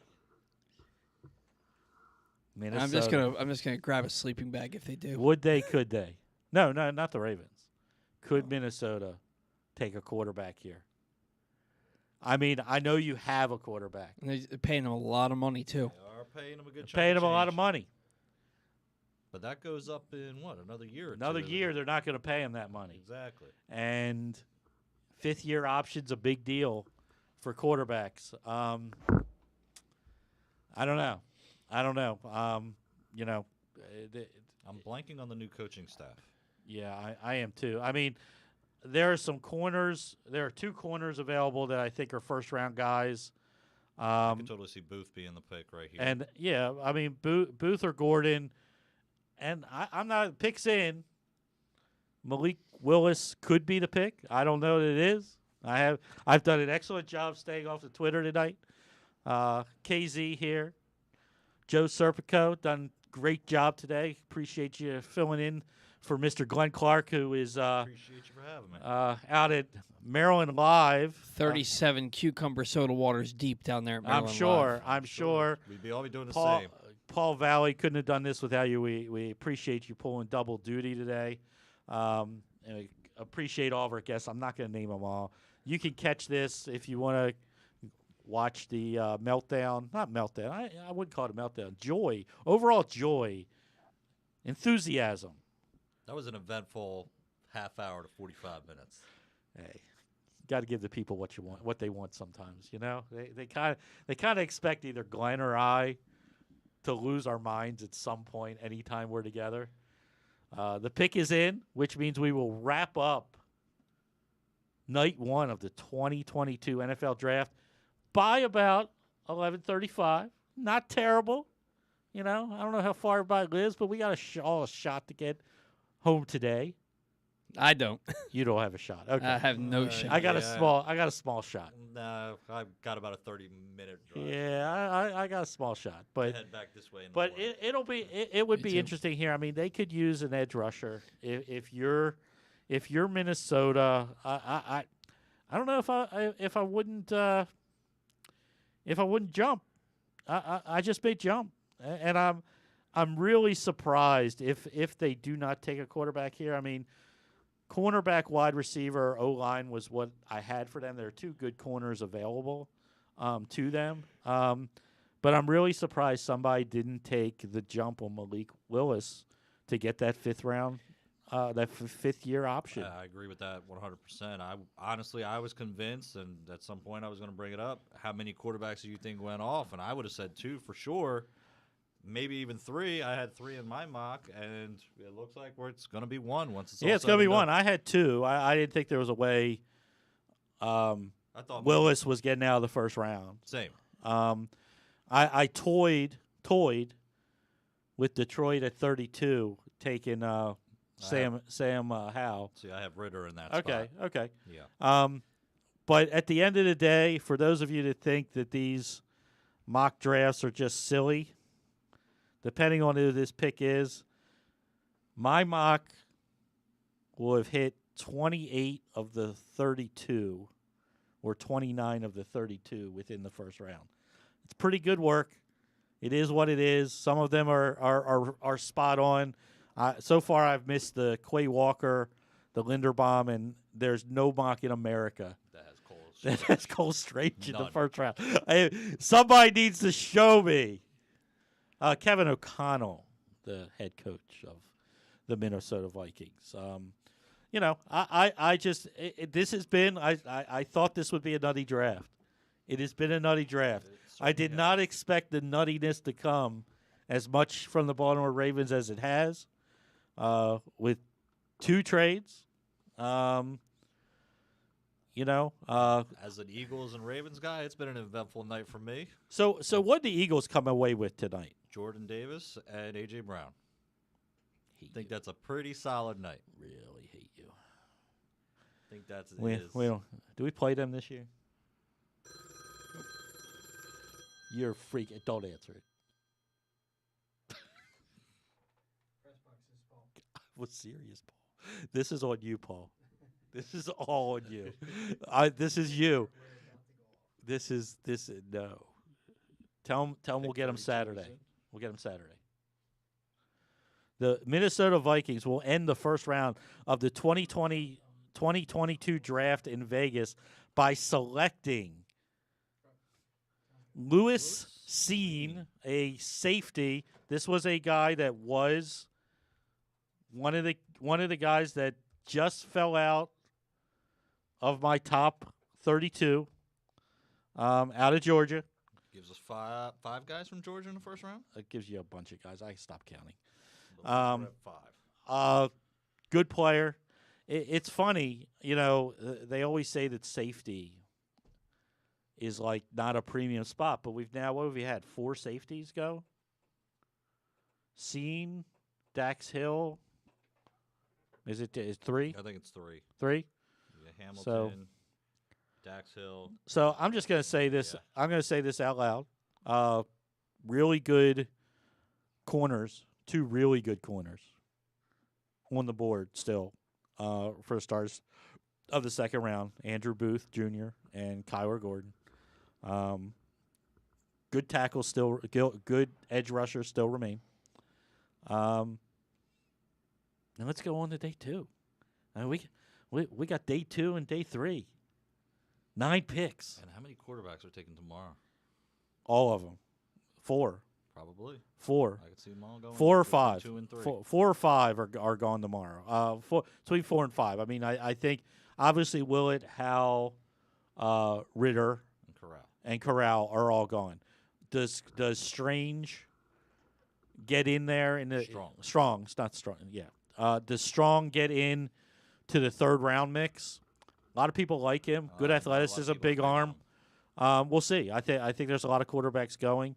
5 Georgia first-round defenders, common draft era record. Okay, guys.